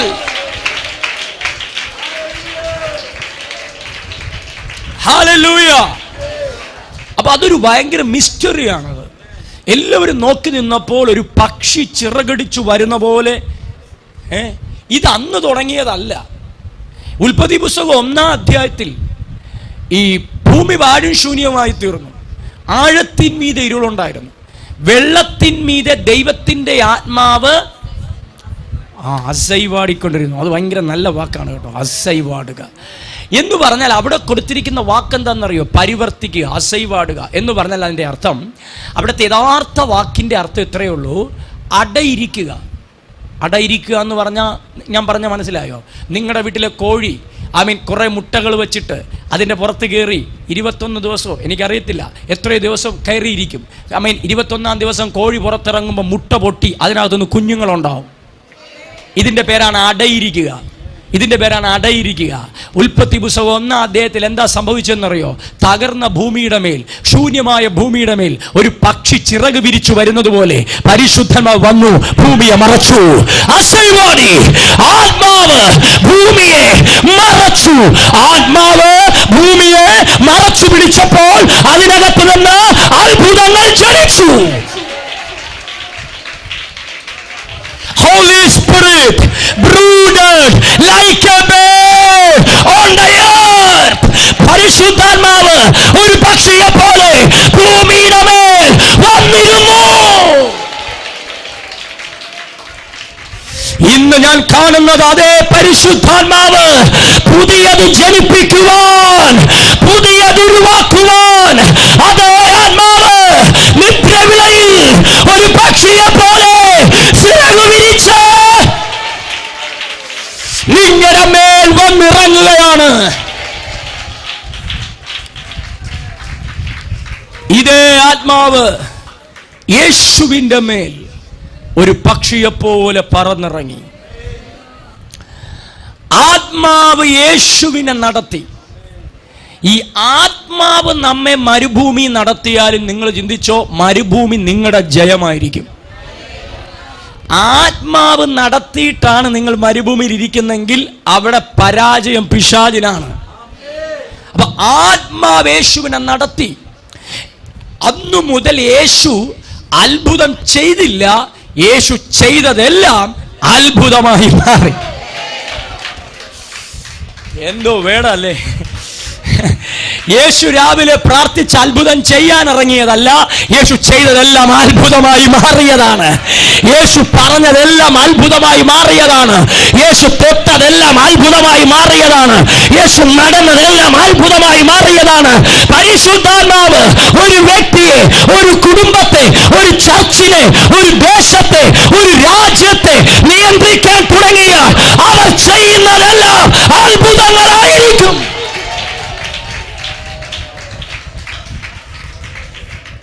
ആമേൻ. നൈനിലെ വിധവയുടെ മകനെ ശവപ്പെട്ടിയിൽ ചുമന്നുകൊണ്ട് വന്നപ്പോ യേശു 12 ശിഷ്യന്മാരോട് പറഞ്ഞില്ല, ഞാൻ ആ മകനെ ഉയർപ്പിക്കാൻ പോവാ, ഒന്നിരുന്ന് പ്രാർത്ഥിക്കേ, ഉയർപ്പിക്കൽ നടക്കണമെന്ന് യേശു പറഞ്ഞില്ല. ഞാനാണെങ്കിൽ എൻ്റെ കൂടെ ഉള്ളവരെല്ലാം കൂടെ പിടിച്ച് ഭയങ്കര ജാഗരണം നടത്തും. എന്തിനാണെന്നറിയോ? ഈ വിധവയുടെ മകൻ ഉയർപ്പിക്കാൻ പോവാ. ഞാൻ ജാഗരിച്ചിട്ട് വരുമ്പം വിധവയുടെ മകൻ്റെ ഉയർപ്പ് പോയിട്ട് അടക്കവും കഴിയും. നമ്മൾ ജാഗരിച്ചിട്ട് വരുമ്പോൾ ഇവിടെ അടക്കം കഴിഞ്ഞ്. ഞാൻ പലപ്പോഴും ചെയ്തിട്ടുണ്ട്. യേശു ഒരു വിഷയത്തിന് മുമ്പിലും പേടിച്ചില്ല. പക്ഷെ ഞാൻ പലരുടെ മുമ്പിൽ പേടിച്ചിട്ടുണ്ട്. എൻ്റെ കാര്യം പറയുമ്പോൾ കുഴപ്പമൊന്നുമില്ല. 2 കിഡ്നി ഇല്ല, പ്രാർത്ഥിക്കണമെന്ന് പറയുമ്പോൾ നമ്മളൊന്ന് വിറയ്ക്കും. ദൈവഹിതം നടക്കട്ടെ, നമ്മൾ എസ്കേപ്പ് ആകുകയാണ്. അതെന്താ? മരിച്ചാൽ ദൈവഹിതം, ജീവിച്ചാൽ നിങ്ങൾ മിണ്ടുന്നില്ലല്ലോ. അങ്ങനല്ലേ? ഞാൻ എൻ്റെ കാര്യം പറയുന്നത്. കാരണം എന്തെന്നറിയോ? പേടിയാ. കാരണം അവയവം ഇല്ല. തലവേദനയാണെങ്കിൽ നമ്മളങ്ങ് പ്രാർത്ഥിച്ച് പൊട്ടിച്ച് തകർക്കും. പക്ഷെ ശ്വാസകോശം ഇല്ല. ഇതാണ് അവർ അതിൻ്റെ റിസൾട്ടും കൊണ്ട് വന്നിരിക്കുകയാണ്. ഡോക്ടർ പറഞ്ഞു ഇനി അധിക നാളില്ല. ഉടനെ നമ്മൾ കർത്താവേ അങ്ങയുടെ ഹിതം. സത്യം ഞാൻ കാരണം എന്താണെന്നറിയോ? ഈ കേസ് ഏറ്റെടുക്കാൻ എനിക്ക് ധൈര്യമില്ല. ഞാൻ എൻ്റെ കാര്യം പറയുന്നത്. അങ്ങനെ ഒരു കാലം എനിക്കുണ്ടായിരുന്നു. ചെറിയ കാര്യങ്ങൾ വരുമ്പോൾ നമ്മൾ ഫയറാണ്. ഒരു മനുഷ്യനും ചെയ്യാൻ കഴിയാത്തൊരു കേസ് നമ്മുടെ മുമ്പിൽ വന്നാൽ നമ്മൾ പതിയെ എസ്കേപ്പ് ആവും. ഞാൻ യേശുവിനെ പലപ്പോഴും കണ്ടമ്പരന്നിട്ടുണ്ട്. നമ്മളെപ്പോലൊരു ചെറുപ്പക്കാരൻ, അവൻ്റെ മുമ്പിൽ നാറ്റം വെച്ച് കിടക്കുന്ന ലാസറാണെങ്കിലും ദൈവഹിതം നടക്കട്ടെ എന്നല്ല, ഈ ദീനം മരണത്തിനല്ല, ഇത് മഹത്വത്തിനാണ്. പുറത്തുവാ എന്ന് വിളിക്കാൻ ആ മനുഷ്യന്റെ അകത്തുള്ള ധൈര്യം. അപ്പൊ നിങ്ങൾ പറയും അത് യേശു ആയതുകൊണ്ടാണ്. ദൈവപുത്രനല്ലേ? അങ്ങനല്ലല്ലോ. യേശു മനുഷ്യപുത്രനായിട്ടല്ലേ ജീവിച്ചേ? അപ്പൊ എങ്ങനെയാണ് ആ ധൈര്യം ഉണ്ടായത്? അദ്ദേഹത്തിൽ വ്യാപരിച്ച ദൈവത്തിന്റെ ആത്മാവിന്റെ ശക്തി. മരിച്ചവനെ തൊടാൻ, മരിച്ചു കിടക്കുന്ന കുഞ്ഞിനെ നോക്കി ഇവൾ മരിച്ചിട്ടില്ല, ഇവൾ ഉറങ്ങുകയാണെന്ന് പറയാൻ ആ മനുഷ്യന്റെ അകത്ത് വ്യാപരിച്ച ധൈര്യം എവിടെ നിന്ന് വന്നു? അത് ആത്മാവിന്റെ ധൈര്യമാണ്. ഒരു സ്ഥലത്തും ആ മനുഷ്യൻ പതറിയില്ല. അത് കണ്ടാണ് ശിഷ്യന്മാർ പഠിച്ചു വന്നത്. അത് അദ്ദേഹം ദൈവപുത്രനായതുകൊണ്ട് ചെയ്തതല്ല. അദ്ദേഹം ഈ ഭൂമിയിൽ മനുഷ്യപുത്രനായിട്ടാണ് ജീവിച്ചത്. അദ്ദേഹം ഇതെല്ലാം ചെയ്യാൻ കാരണം അദ്ദേഹത്തെ നിയന്ത്രിച്ച പരിശുദ്ധാത്മാവ്. എല്ലാവരും യേശുവിന്റെ പിറകെയായി പോയി. എല്ലാവരും അവനിൽ ആകർഷിക്കപ്പെട്ടു. സെന്നദ്രി സംഘം കൂടി. അവർ പറഞ്ഞു യേശുവിനെ എങ്ങനെയെങ്കിലും കൊടുക്കണം. യേശു ചെയ്യുന്ന മിനിസ്ട്രിക്കകത്ത് നമുക്ക് അപരാധങ്ങൾ പറഞ്ഞുണ്ടാക്കണം. യേശുവിനെ എങ്ങനെയും തളർത്തണം. അതിനുവേണ്ടി അവരൊരു ടീമിനെ ഫോം ചെയ്തു. ആ ടീം ലീഡറായിരുന്നു നമ്മളിപ്പോൾ വായിച്ച നിക്കോദിമോസ് എന്ന് പറയുന്ന മനുഷ്യൻ. ഈ ഞാൻ വായിച്ച അധ്യായത്തിൽ അയാളുണ്ട്. അയാളൊരു ജൂയിഷ് കൗൺസിൽ മെമ്പറാണ്. എന്ന് പറഞ്ഞാൽ സെന്നദ്രീം സംഘത്തിലെ വളരെ വാല്യുബിൾ ആയിട്ടുള്ള ഒരു കീ പേഴ്സൺ ആണ്. Jewish council member. അദ്ദേഹം ന്യായപ്രമാണം ഏറ്റവും നന്നായി പ്രീച്ച് ചെയ്യുന്ന ആളാണ്. അന്നത്തെ കാലഘട്ടത്തിൽ യെരുശലേമിലെ ഏറ്റവും പ്രശസ്തരായ 5 ടീച്ചർമാരെ, 5 പ്രീച്ചർമാരെ, പ്രസംഗകരെ എടുത്താൽ അതിലൊരാളുടെ പേര് നിക്കോദിമോസ് ആണ്. അതുകൊണ്ട് ഏറ്റവും പ്രഗത്ഭനായ നിക്കോദിമോസിനെ ഇത് ഏൽപ്പിച്ചു. എന്തേൽപ്പിച്ചു? യേശു പറയുന്നതിൽ തെറ്റ് കണ്ടെത്തണം. യേശു മോശയുടെ ന്യായപ്രമാണത്തെ തെറ്റിക്കുന്നെന്ന് കണ്ടെത്തണം. പ്രൂഫ് സഹിതം ഞങ്ങളുടെ അടുത്ത് കൊണ്ടുവരണം. നമുക്ക് അവനെ അറസ്റ്റ് ചെയ്യണം. അങ്ങനെ യേശുവിനെ കുടുക്കാൻ, യേശുവിനെ ഇല്ലാതാക്കാൻ, യേശുവിനെ കുറിച്ചുള്ള അപരാധങ്ങൾ വിത്ത് പ്രൂഫ് കൊണ്ട് സെന്നദ്രി സംഘത്തിന് കൊടുക്കാൻ വേണ്ടി ഈ നിക്കോദിമോസും ടീമും യേശു മിനിസ്ട്രി നടത്തുന്ന സ്ഥലത്ത് യേശു അറിയാതെ യേശുവിനെ പിന്തുടർന്നു വന്നു. എന്നാൽ ഞാനൊരു സത്യം നിങ്ങളോട് പറയാം. യേശുവിന്റെ മിനിസ്ട്രിയുടെ പകൽ നിക്കോദിമോസ് വന്ന് യേശുവിന്റെ മിനിസ്ട്രി കണ്ടു. എന്നാൽ ബൈബിൾ പറയുന്നു എല്ലാവരും പോയതിനു ശേഷം രാത്രി ആരും അറിയാതെ ആ നിക്കോദിമോസ് യേശുവിനെ തേടി വന്നു. നിങ്ങൾ ഈ അത്ഭുതങ്ങളിൽ വിശ്വസിക്കുന്നുണ്ടോ? അവൻ പരസ്യമായി കുറ്റം പറയുന്നവർ ദൈവദാസന്മാരുടെ വീടുകളിൽ വരാൻ പോവുകയാണ്. ഇന്ന് ഞാൻ ഈ പട്ടണത്തെ നോക്കി പ്രവചിക്കാം. ഇവിടുത്തെ അധികാരികൾ, MLA മാർ, മന്ത്രിമാർ, അഭിഷക്തന്മാരുടെ റൂമുകളിൽ ആരും അറിയാതെ വരാൻ പോവുകയാണ്.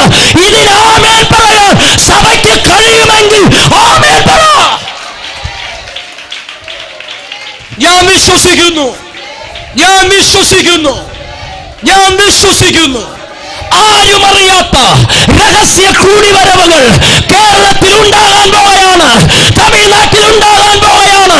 പ്രവാചകന്മാരെ തേടി ഈ രാജ്യം വരാൻ പോവുകയാണ്, അഭിഷക്തന്മാരെ തേടി ഈ പട്ടണം വരാൻ പോവുകയാണ്. വിശ്വസിച്ചുകൊണ്ട് ഞാൻ വിശ്വസിക്കുന്നു, ഞാനത് പറയുന്നു, എല്ലായിടും ഞാൻ പറയുന്നു, ഞാനത് അനുഭവിക്കുന്നു. ട്രിവാൻഡ്രത്ത് സെക്രട്ടേറിയറ്റ് ഉണ്ട്, ഞാൻ എന്നും പറയുന്ന കാര്യമാണ്. അതിനകത്ത് എനിക്കൊരു ഓഫീസ് ഉണ്ടാവും.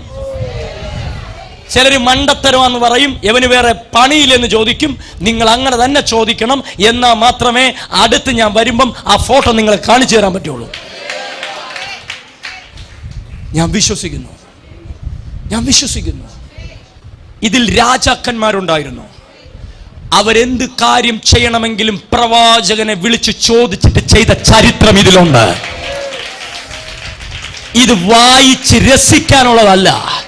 അന്നത്തെ രാജാക്കന്മാർ ഒരു തീരുമാനമെടുത്താൽ പ്രവാചകന്മാരെ അടുത്ത് വന്നെങ്കിൽ ഈ തലമുറയിലെ പ്രവാചകൻ അത് ഞാനാണ്. ഇന്ന് രാത്രി പ്രാർത്ഥനാ വീരന്മാരെ, അഭിഷേകമുള്ളവരെ, ആത്മാവിൽ ഇത് കൽപ്പിക്ക.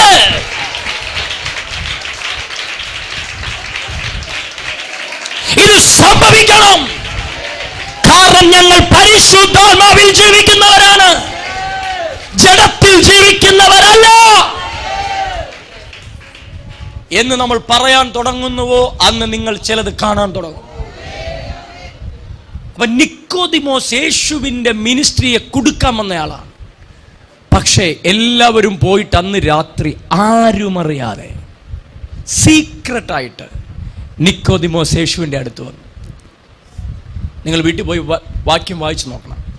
നിക്കോദിമോസ് യേശുവിനോട് പറഞ്ഞൊരു കാര്യം, റബി, ഗുരുവേ,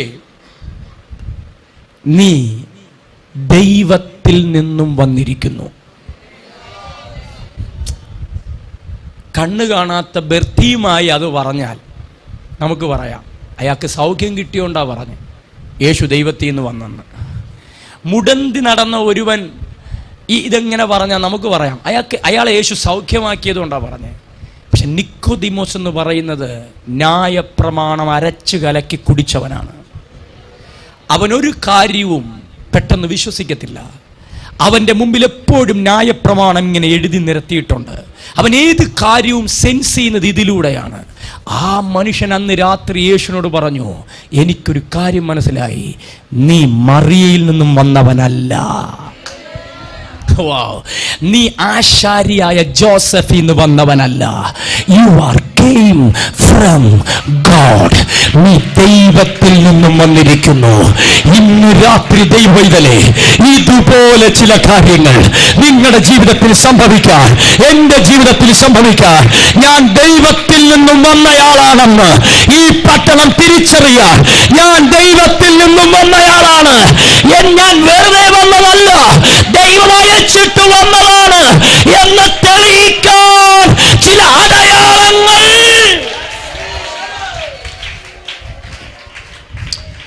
ആ മനുഷ്യൻ പറഞ്ഞു, നാട്ടുകാർ പറയുന്നു നീ മറിയയുടെ മകൻ. സെന്നദ്രി സംഘം കൂടിയപ്പോൾ അവർ പറഞ്ഞത് ഇവൻ വെറും ആശാരിയുടെ മകനാണ്, ഇവൻ ഇന്ന വീട്ടിലെ ആളാ, ഇവൻ ജാരസന്തതിയാണ്, ഇവൻ എന്തിനാ. ഇങ്ങനെയൊക്കെയാ ഞാൻ എൻ്റെ കമ്മിറ്റിയിൽ കേട്ടത്. കമ്മിറ്റിയിൽ ഇരുന്നപ്പോൾ ഞാൻ കേട്ടത് മുഴുവൻ നിന്നെക്കുറിച്ച് അപവാദങ്ങൾ മാത്രമാണ്. പക്ഷെ ഞാൻ വന്നപ്പോൾ ഞാൻ ചിലത് അനുഭവിച്ചു. കേട്ടതല്ല, ഞാൻ കണ്ടത്. ഞാൻ കണ്ടപ്പോൾ എനിക്കൊരു കാര്യം മനസ്സിലായി, നീ ദൈവത്തിൽ നിന്ന് വന്നിരിക്കുന്നു. അടുത്ത അദ്ദേഹം പറഞ്ഞൊരു വാക്കാണ്, ദൈവത്തിൽ നിന്നും വരാത്ത ഒരാൾക്ക് ഈ അത്ഭുതങ്ങളും അടയാളങ്ങളും ചെയ്യാൻ കഴിയില്ല. ഗുരുവേ, ഞാൻ നിന്നേക്കാൾ നന്നായിട്ട് ന്യായപ്രമാണം പഠിപ്പിക്കും. പക്ഷെ ഇന്നുവരെ ഞാൻ പഠിപ്പിച്ച വചനം എൻ്റെ മുമ്പിൽ വെളിപ്പെട്ടിട്ടില്ല. പക്ഷെ നീ വചനം പഠിപ്പിക്കുകയും ആ വചനത്തെ വെളിപ്പെടുത്തുകയും ചെയ്യുന്നു.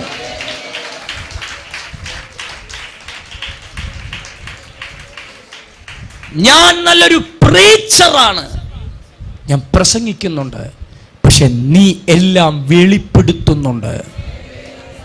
ഇതെങ്ങനെ സംഭവിക്കും? എനിക്കും ഇത് ചെയ്യണം. ഞാൻ എന്താ ചെയ്യേണ്ടത്?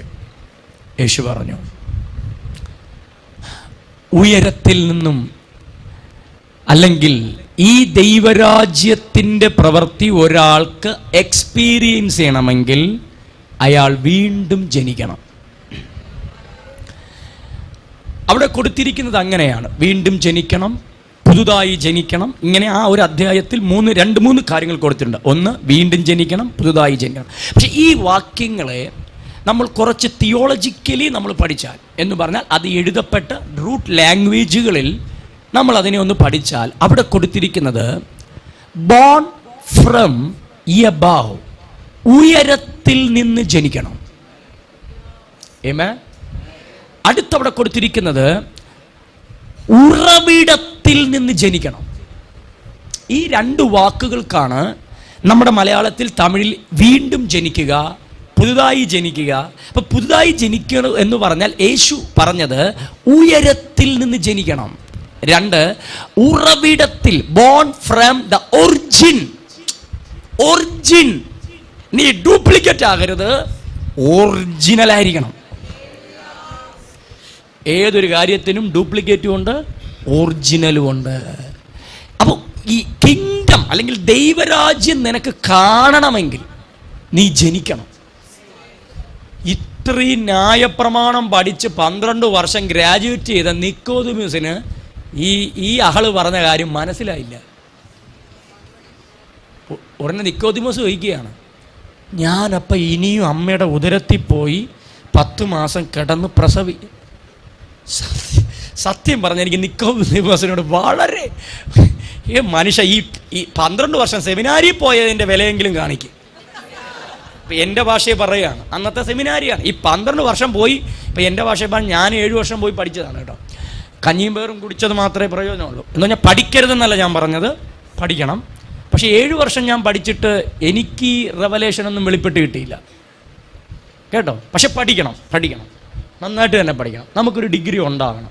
കാരണം നമ്മൾ എന്ത് പറഞ്ഞാലും ചിലർ ആദ്യം ചോദിക്കുന്നത് ഏത് കോളേജിൽ പഠിച്ചെന്നാണ്. അതാണ്. അപ്പം ഡിഗ്രി അവിടെ ഇരിക്കട്ടെ, പക്ഷേ ഈ പുള്ളി 12 വർഷം പഠിച്ചതിൻ്റെ ഒരു മാന്യതയെങ്കിലും കാണിക്കണ്ടേ? പുള്ളി ഉടനെ ചോദിക്കുക, ഞാൻ ഇനി ഇത്രയും വയസ്സായി, ഞാൻ ഇനി ചെറുതായിട്ട്, പുള്ളി ചിന്തിക്കുന്നുണ്ടോ, ഞാൻ ഇനി ചെറുതാകണം, അമ്മയുടെ ഉദരത്തിൽ കയറിപ്പോകണം, ഗർഭപാത്രത്തിൽ കിടക്കണം, ഞാൻ വീണ്ടും വരണം. കർത്താവ് എന്ത് പറഞ്ഞെന്നറിയാം? ഞാൻ ഈ സിമ്പിള് കാര്യം പറഞ്ഞിട്ട് നിനക്ക് മനസ്സിലായില്ലെങ്കിൽ ഞാൻ ഇനി ഒന്നും പറയുന്നില്ല. ഇതുപോലെയാണ് ചില കാര്യങ്ങൾ, എത്ര പറഞ്ഞാലും നമുക്ക് മനസ്സിലാകത്തില്ല. യേശു പറഞ്ഞു, അമ്മയുടെ ഉദരത്തിൽ പോയി ജനിക്കുന്ന കാര്യമല്ല ഞാൻ ഈ പറയുന്നേ, നീ ഉയരത്തിൽ നിന്നും ജനിക്കുന്ന കാര്യമാണ് ഞാൻ ഈ പറയുന്നത്. എന്നിട്ട് യേശു പറയാണ്, അത് ആത്മാവിൻ്റെ ജനനമാണ്. അതിനെ ഒന്നുകൂടെ നമ്മൾ പഠിച്ചാൽ അവിടെ ഇങ്ങനെയാണ് ദൈവം ഉദ്ദേശിച്ചത്, ആദാം ജനിച്ചതുപോലെ നീയും ജനിക്കണം. എന്നെ കേൾക്കുന്നുണ്ടോ? ആദാം ജനിച്ചതുപോലെ നീയും ജനിക്കണം. അപ്പോൾ നമ്മൾ ചോദിക്കുകയാണ്, ആദാം എങ്ങനെയാണ് ജനിച്ചത്? ഞാൻ കേട്ടതും ഞാൻ വായിച്ചതും ഞാൻ മനസ്സിലാക്കിയതും ഒരു കാലഘട്ടം വരെ ഞാൻ വിശ്വസിച്ചതും ഇങ്ങനെയായിരുന്നു. ആദാം, ഒന്നാമത്തെ മനുഷ്യൻ, ദൈവത്തിൻ്റെ മകൻ, മണ്ണിൽ നിന്നും വന്നു. ഞാൻ വിശ്വസിച്ചത്, ഞാൻ പ്രസംഗിച്ചത്, ഞാൻ പഠിച്ചത്, ഞാൻ വായിച്ചത് അങ്ങനെ തന്നെയായിരുന്നു. പക്ഷെ ഒരു ദിവസം പരിശുദ്ധമവനെ പഠിപ്പിച്ചു, മോനെ, ആദാം എന്ന് പറയുന്ന ദൈവത്തിൻ്റെ മകൻ വന്നത് മണ്ണിൽ നിന്നല്ല, ദൈവത്തിൽ നിന്നാണ്. ആ വെളിപ്പാടിന്റെ ജീവിതം വീണ്ടും മാറ്റിമറിച്ചു. ആ വെളിപ്പാടിന്റെ ചർച്ചിനെ മാറ്റിമറിച്ചു. ആ വെളിപ്പാട് ഞങ്ങൾ ചെല്ലുന്ന സ്ഥലങ്ങളെല്ലാം മാറ്റിമറിച്ചു. അവൻ ഒരു കാലഘട്ടം പറഞ്ഞു ആദാം മണ്ണിൽ നിന്ന് വന്നെന്ന്.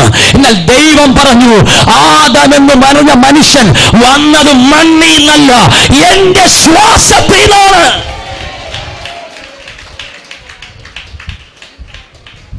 ഹല്ലേലൂയ. നിക്കോദിമോസിന്റെ ദൈവം പറയാണ്, ആദാം വന്നതുപോലെ നീ വരണം. വാ, ആദാം ജനിച്ച പോലെ നീ ജനിക്കണം. എങ്ങനെ? ആദാം എന്ന് പറയുന്ന ആളുടെ ഫ്രെയിം ദൈവം മണ്ണുകൊണ്ട് മെനഞ്ഞു. Frame uniform. ഞാൻ പറയുക, ദേ മഞ്ഞ ചുരിദാർ ഇട്ടിരിക്കുന്ന ആന്റി, ഈ മഞ്ഞ ചുരിദാറാണ് ആന്റി എന്ന് പറഞ്ഞാൽ നിങ്ങൾ വിശ്വസിക്കും? ഇല്ല. നാളെ ആന്റി ചുവന്ന ചുരിദാർ ഇട്ടു. ഞാൻ പറയാ, ഈ ആന്റി എന്ന് പറഞ്ഞത് മഞ്ഞ ചുരിദാറാണ്, കാരണം അത് ഫ്രെയിമാണ്.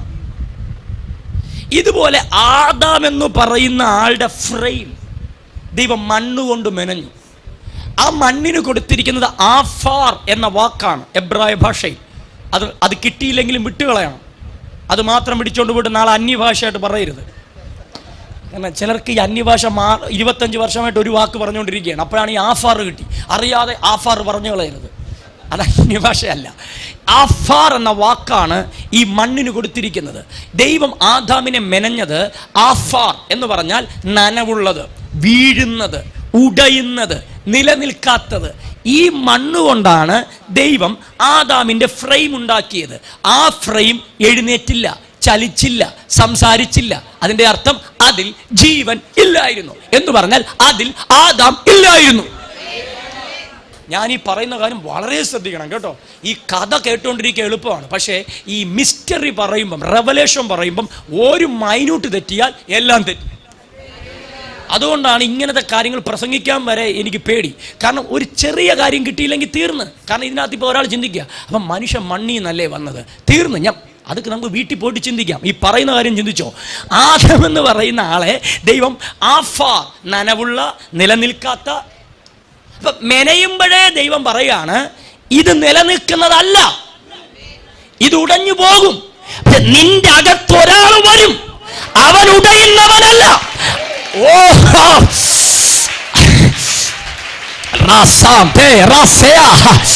ഈ ഫ്രെയിം ഉണ്ടല്ലോ, ഇത് വീഴും. ഇതിനകത്ത് ഒരാളെ ഞാൻ അയക്കും, അവൻ വീഴുന്നവനല്ല, ഉടയുന്നവനല്ല. അവന് മരണമില്ല, അവൻ നിത്യനാണ്, അവൻ ആത്മാവാണ്. നിങ്ങൾക്ക് ഈ സത്യം കിട്ടുന്നുണ്ടോ? ഈ സത്യം ലഭിക്കുന്നുണ്ടോ? ദൈവം മെനയുമ്പോഴേ ദൈവം പറയാണ്, ഞാൻ ഈ മെനഞ്ഞുകൊണ്ടിരിക്കുന്ന ഫ്രെയിം ഉണ്ടല്ലോ, ഇതിന് ആയുസൊന്നുമില്ല, ഇത് ഉടയുന്നതാ, നനയുന്നതാ, വീഴുന്നതാ. പക്ഷെ ഇതല്ല എന്റെ വിഷയം. അവന് ഭൂമിയിൽ വാഴാൻ ഒരു ഫ്രെയിം വേണം, അവന് ഭൂമിയിൽ നടക്കാൻ ഒരു ഫ്രെയിം വേണം, അവന് ഭൂമിയിൽ ചലിക്കാൻ ഒരു ഫ്രെയിം വേണം. ആ ഫ്രെയിമാണിത്. പക്ഷെ ഫ്രെയിം അല്ല അവൻ. ആമേൻ. നമുക്ക് സ്കൂളിൽ പോകണമെങ്കിൽ യൂണിഫോം വേണ്ടേ?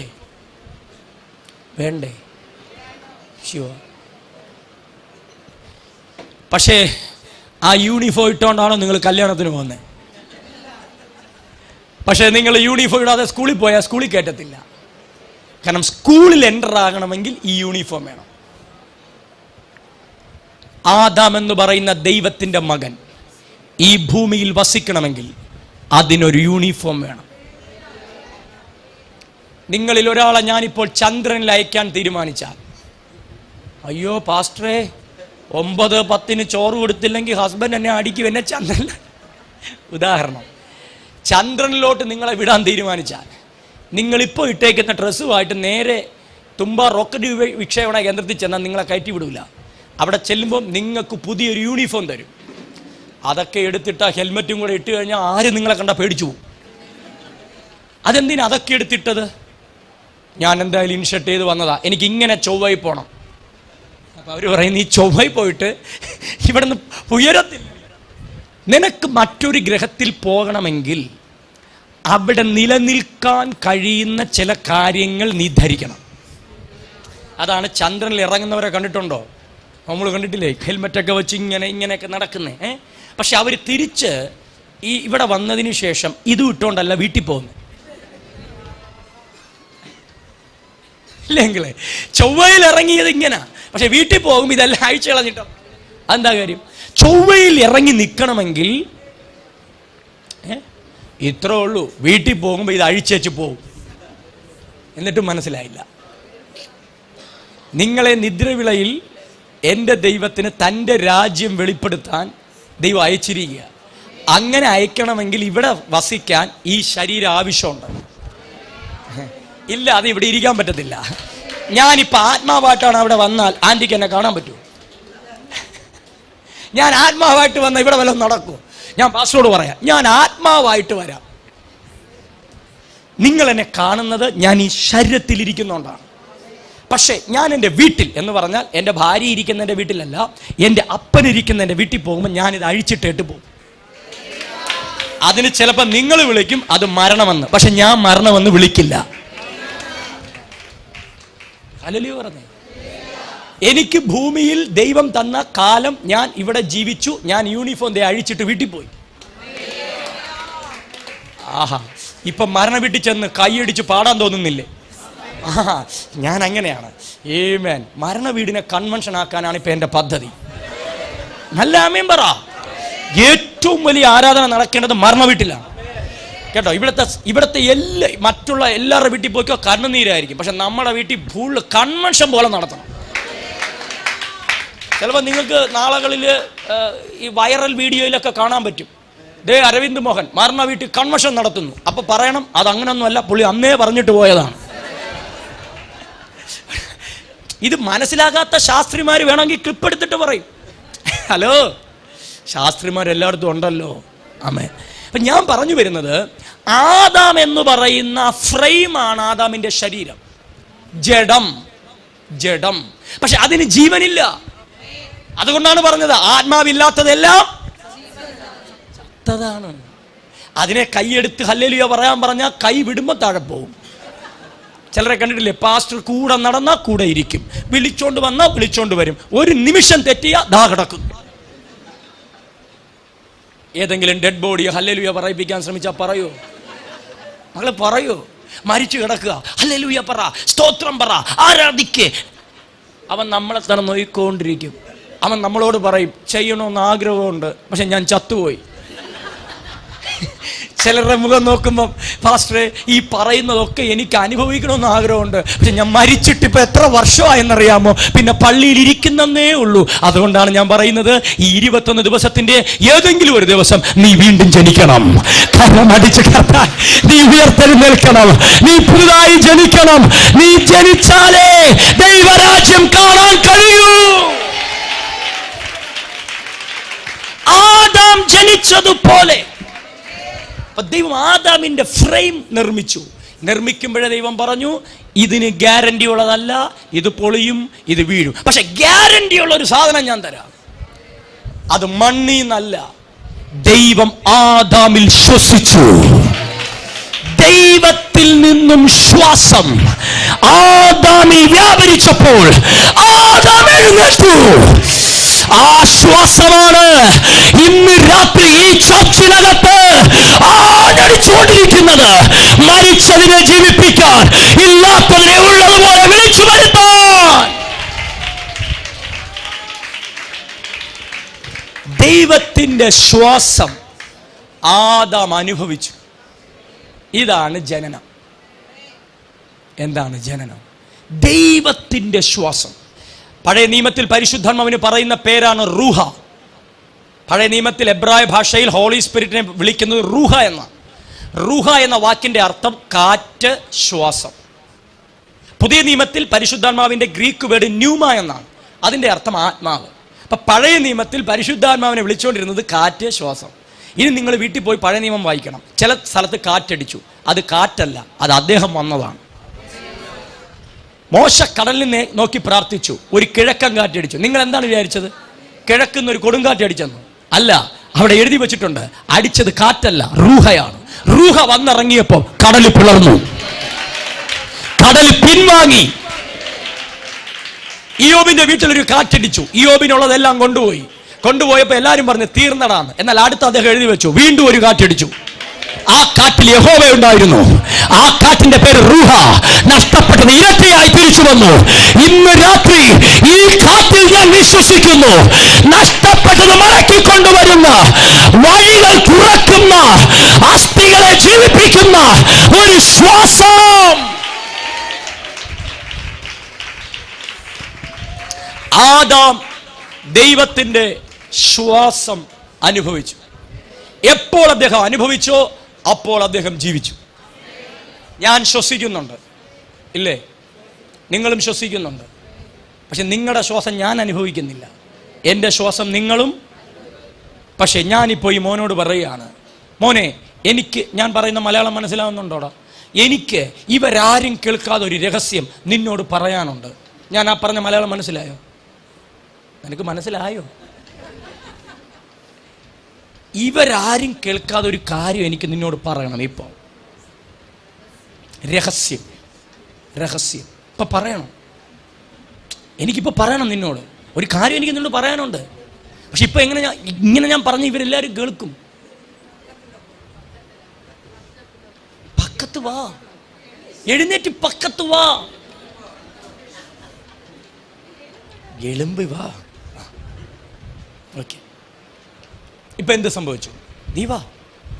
ഞാൻ അവനോട് മാത്രമായി ഒരു കാര്യം പറയണമെന്ന് പറഞ്ഞപ്പോൾ ഞാനും അവനും തമ്മിലുള്ള ഡിസ്റ്റൻസ് ബ്രേക്കായി. ആത്മാവിന്റെ ജനനം നീയും ദൈവവും തമ്മിൽ ഒന്നായി മാറുന്നതാണ്. ക്രിസ്തീയ കുടുംബത്തിൽ ജനിക്കുന്നതല്ല ആത്മാവിന്റെ ജനനം. പാസ്റ്ററിന്റെ വീട്ടിൽ ജനിക്കുന്നതല്ല ആത്മാവിന്റെ ജനനം. ദൈവത്തിൽ നിന്ന് ജനിക്കുന്നതാണ് ആത്മാവിന്റെ ജനനം. ദൈവത്തിൽ നിന്ന് ജനിച്ചവർ ലോകത്തെ ജയിച്ചിരിക്കുന്നു. കരമടിച്ച് ശബ്ദം ഉയർത്തി, ദൈവത്തിൽ നിന്നും ജനിച്ചവൻ ലോകത്തെ, ദൈവത്തിൽ നിന്ന് ജനിച്ചവൻ മിത്രവിളയെ ജയിച്ചിരിക്കുന്നു. ദൈവത്തിൽ നിന്ന് ജനിച്ചവൻ കന്യാകുമാരിയെ ജയിച്ചിരിക്കുന്നു.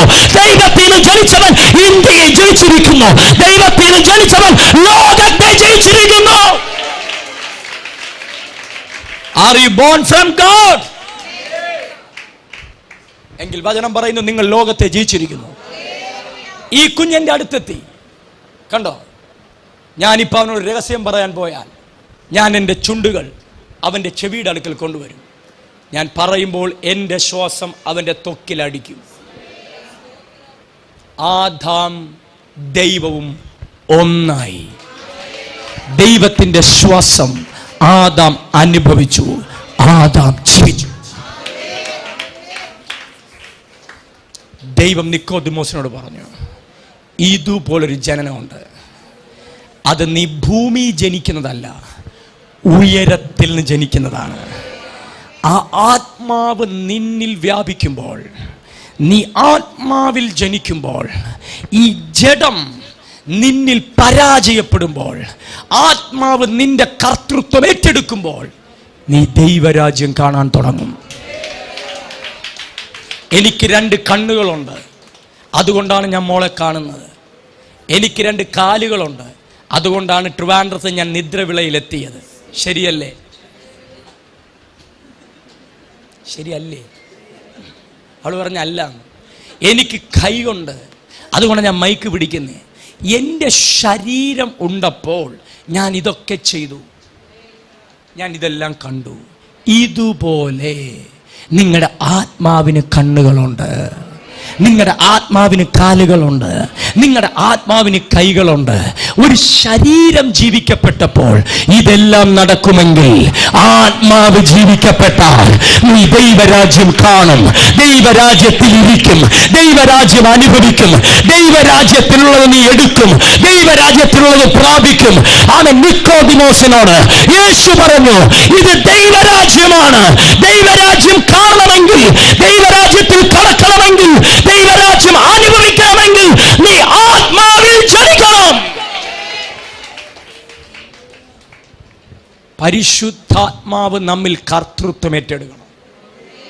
ഈ ജഡത്തിന്റെ നിയന്ത്രണം മാറണം. ശരീരമല്ല നമ്മെ നിയന്ത്രിക്കേണ്ടത്, ആത്മാവാണ് ശരീരത്തെ നിയന്ത്രിക്കേണ്ടത്. പാപം ചെയ്യുന്നതിന് മുമ്പ് ആദാമിന്റെ ആത്മാവാണ് ശരീരത്തെ നിയന്ത്രിച്ചത്. എന്നാൽ എപ്പോൾ ആദാം ദൈവത്തെ അവിശ്വസിച്ചോ അപ്പോൾ ശരീരം ആദാമിനെ നിയന്ത്രിക്കാൻ തുടങ്ങി. ഇന്ന് രാത്രി നമ്മുടെ ജഡമാണോ നമ്മെ നിയന്ത്രിക്കുന്നത്? ജഡത്തിൽ നിന്നുളവാകുന്നതെല്ലാം ജഡം ആകുന്നു. ജഡത്തിൽ നിന്ന് ജനിക്കുന്നതെല്ലാം ആത്മാവിൽ നിന്ന് ജനിക്കുന്നതെല്ലാം നിത്യമാണ്. ഇന്ന് രാത്രി ഓരോ മക്കളുടെ മേലും ജഡത്തിന്റെ പ്രവൃത്തികളെ അഴിച്ചുവച്ച് ആത്മാവിന്റെ പ്രവൃത്തികളെ ധരിക്കാൻ. നിങ്ങളുടെ പഴയ മനുഷ്യൻ ക്രൂശിക്കപ്പെട്ടിരിക്കുന്നു.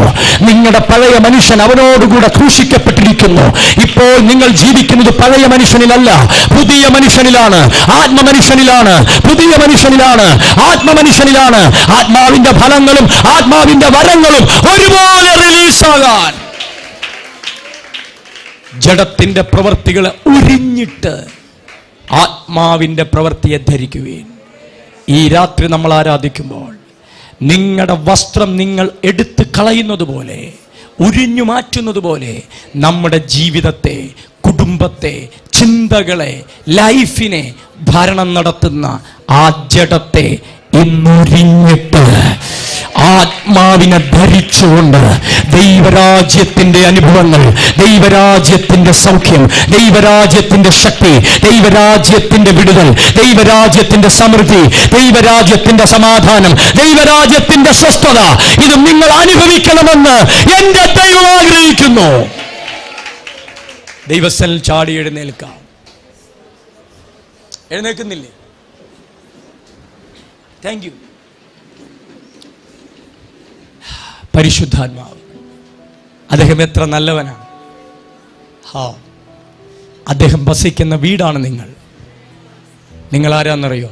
ഈ പറഞ്ഞ ആള് വസിക്കുന്ന വീടാണ്. ഈ പരിശുദ്ധാത്മാവ് 2022 വർഷങ്ങൾക്ക് മുമ്പ് യേശുവിൽ വ്യാപരിച്ചു. യേശുവിൽ വ്യാപരിച്ചപ്പോൾ എന്ത് സംഭവിച്ചെന്നറിയോ? യേശുവിനെ മരിച്ചവർ ഇടയിൽ നിന്ന് ഈ ആത്മാവ് ജീവിപ്പിച്ചു. കല്ലറകൾക്കും നിയമങ്ങൾക്കും കല്ലിനും മുദ്രകൾക്കും ഒന്നും യേശുവിനെ പിടിച്ചു വയ്ക്കാൻ കഴിഞ്ഞില്ല. ഈ പരിശുദ്ധാത്മാവ് അദ്ദേഹത്തെ ഉയർപ്പിച്ചു.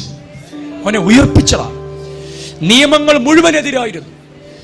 അവര് പറഞ്ഞു, ഇല്ല, യേശുവിന്റെ ശരീരം ഞങ്ങൾ കഴുകന്മാർക്ക് വലിച്ചിട്ട് കൊടുക്കും, ചെന്നായ്ക്കൾക്ക് കൊത്തിപ്പറിക്കാനിടും.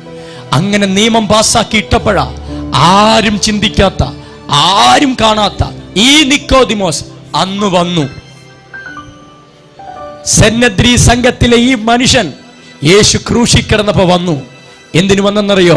അവന്റെ ശരീരത്തിൽ സുഗന്ധവർഗം പൂശാൻ. അന്ന് രാത്രി യേശു പറഞ്ഞ വെളിപ്പാടാ മനുഷ്യൻ അന്നാ മനസ്സിലായത്. കൂടെ നിന്ന 12 പേരും പോയപ്പോ ആരും പ്രതീക്ഷിക്കാത്ത ജൂയിഷ് കൗൺസിൽ മെമ്പർ അന്ന് ക്രൂശിൽ കയറി വന്നു. യേശുവിന്റെ ശരീരം തോളെ ചുമന്നിറക്കി. അന്നാണ് ആ നിക്കോദിമോസിന് കാര്യം മനസ്സിലായത്. അവന്റെ ശരീരം എവിടൊക്കെ ഒതുക്കിയാലും അകത്തിരിക്കുന്ന ആത്മാവ് പറയുന്നു, ഞാൻ അവനെ ഉയർപ്പിക്കും. 3-ാമത്തെ പ്രഭാതത്തിൽ യേശുവിനെ മരിച്ചവരുടെ ഇടയിൽ നിന്ന് ഈ ആത്മാവ് ഉയർപ്പിച്ചു. ഇന്ന് രാത്രി അതേ പരിശുദ്ധമോ പറയുന്നു, അന്ന് ഞാൻ യേശുവിൽ വ്യാപരിച്ചപ്പോൾ ഇങ്ങനെ ചെയ്തെങ്കിൽ ഇന്ന് ഞാൻ നിങ്ങളിൽ വ്യാപരിക്കുകയാണ്. ഇതാണ് എന്റെ ജീവിതത്തെ ഇന്നും ഒരു അത്ഭുതമാക്കുന്നത്.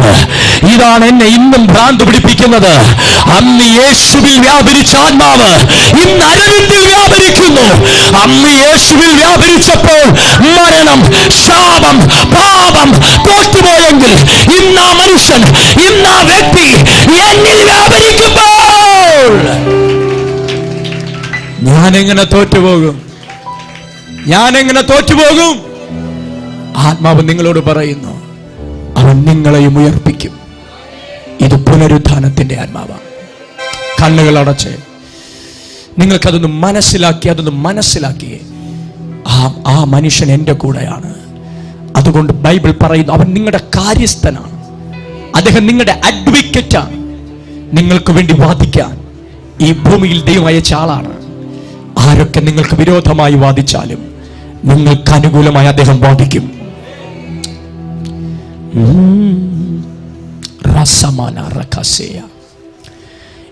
ഈ നിമിഷം, ഈ സെക്കൻഡിൽ ചിലരുടെ ശരീരത്തിൽ ഒരു പക്ഷി ചിറകു വിരിച്ചു വന്ന് മറയ്ക്കുന്ന പോലെ നിങ്ങൾ അനുഭവിക്കും. പുതിയ വസ്ത്രമെടുത്തിടുന്ന പോലെ ചിലർക്ക് അനുഭവിക്കാൻ കഴിയും. ചിലരെ ഒരു അപ്പൻ കെട്ടിപ്പിടിക്കുന്ന പോലെ ആത്മാവ് കെട്ടിപ്പിടിക്കും. ഓം പ്രസന്റ്.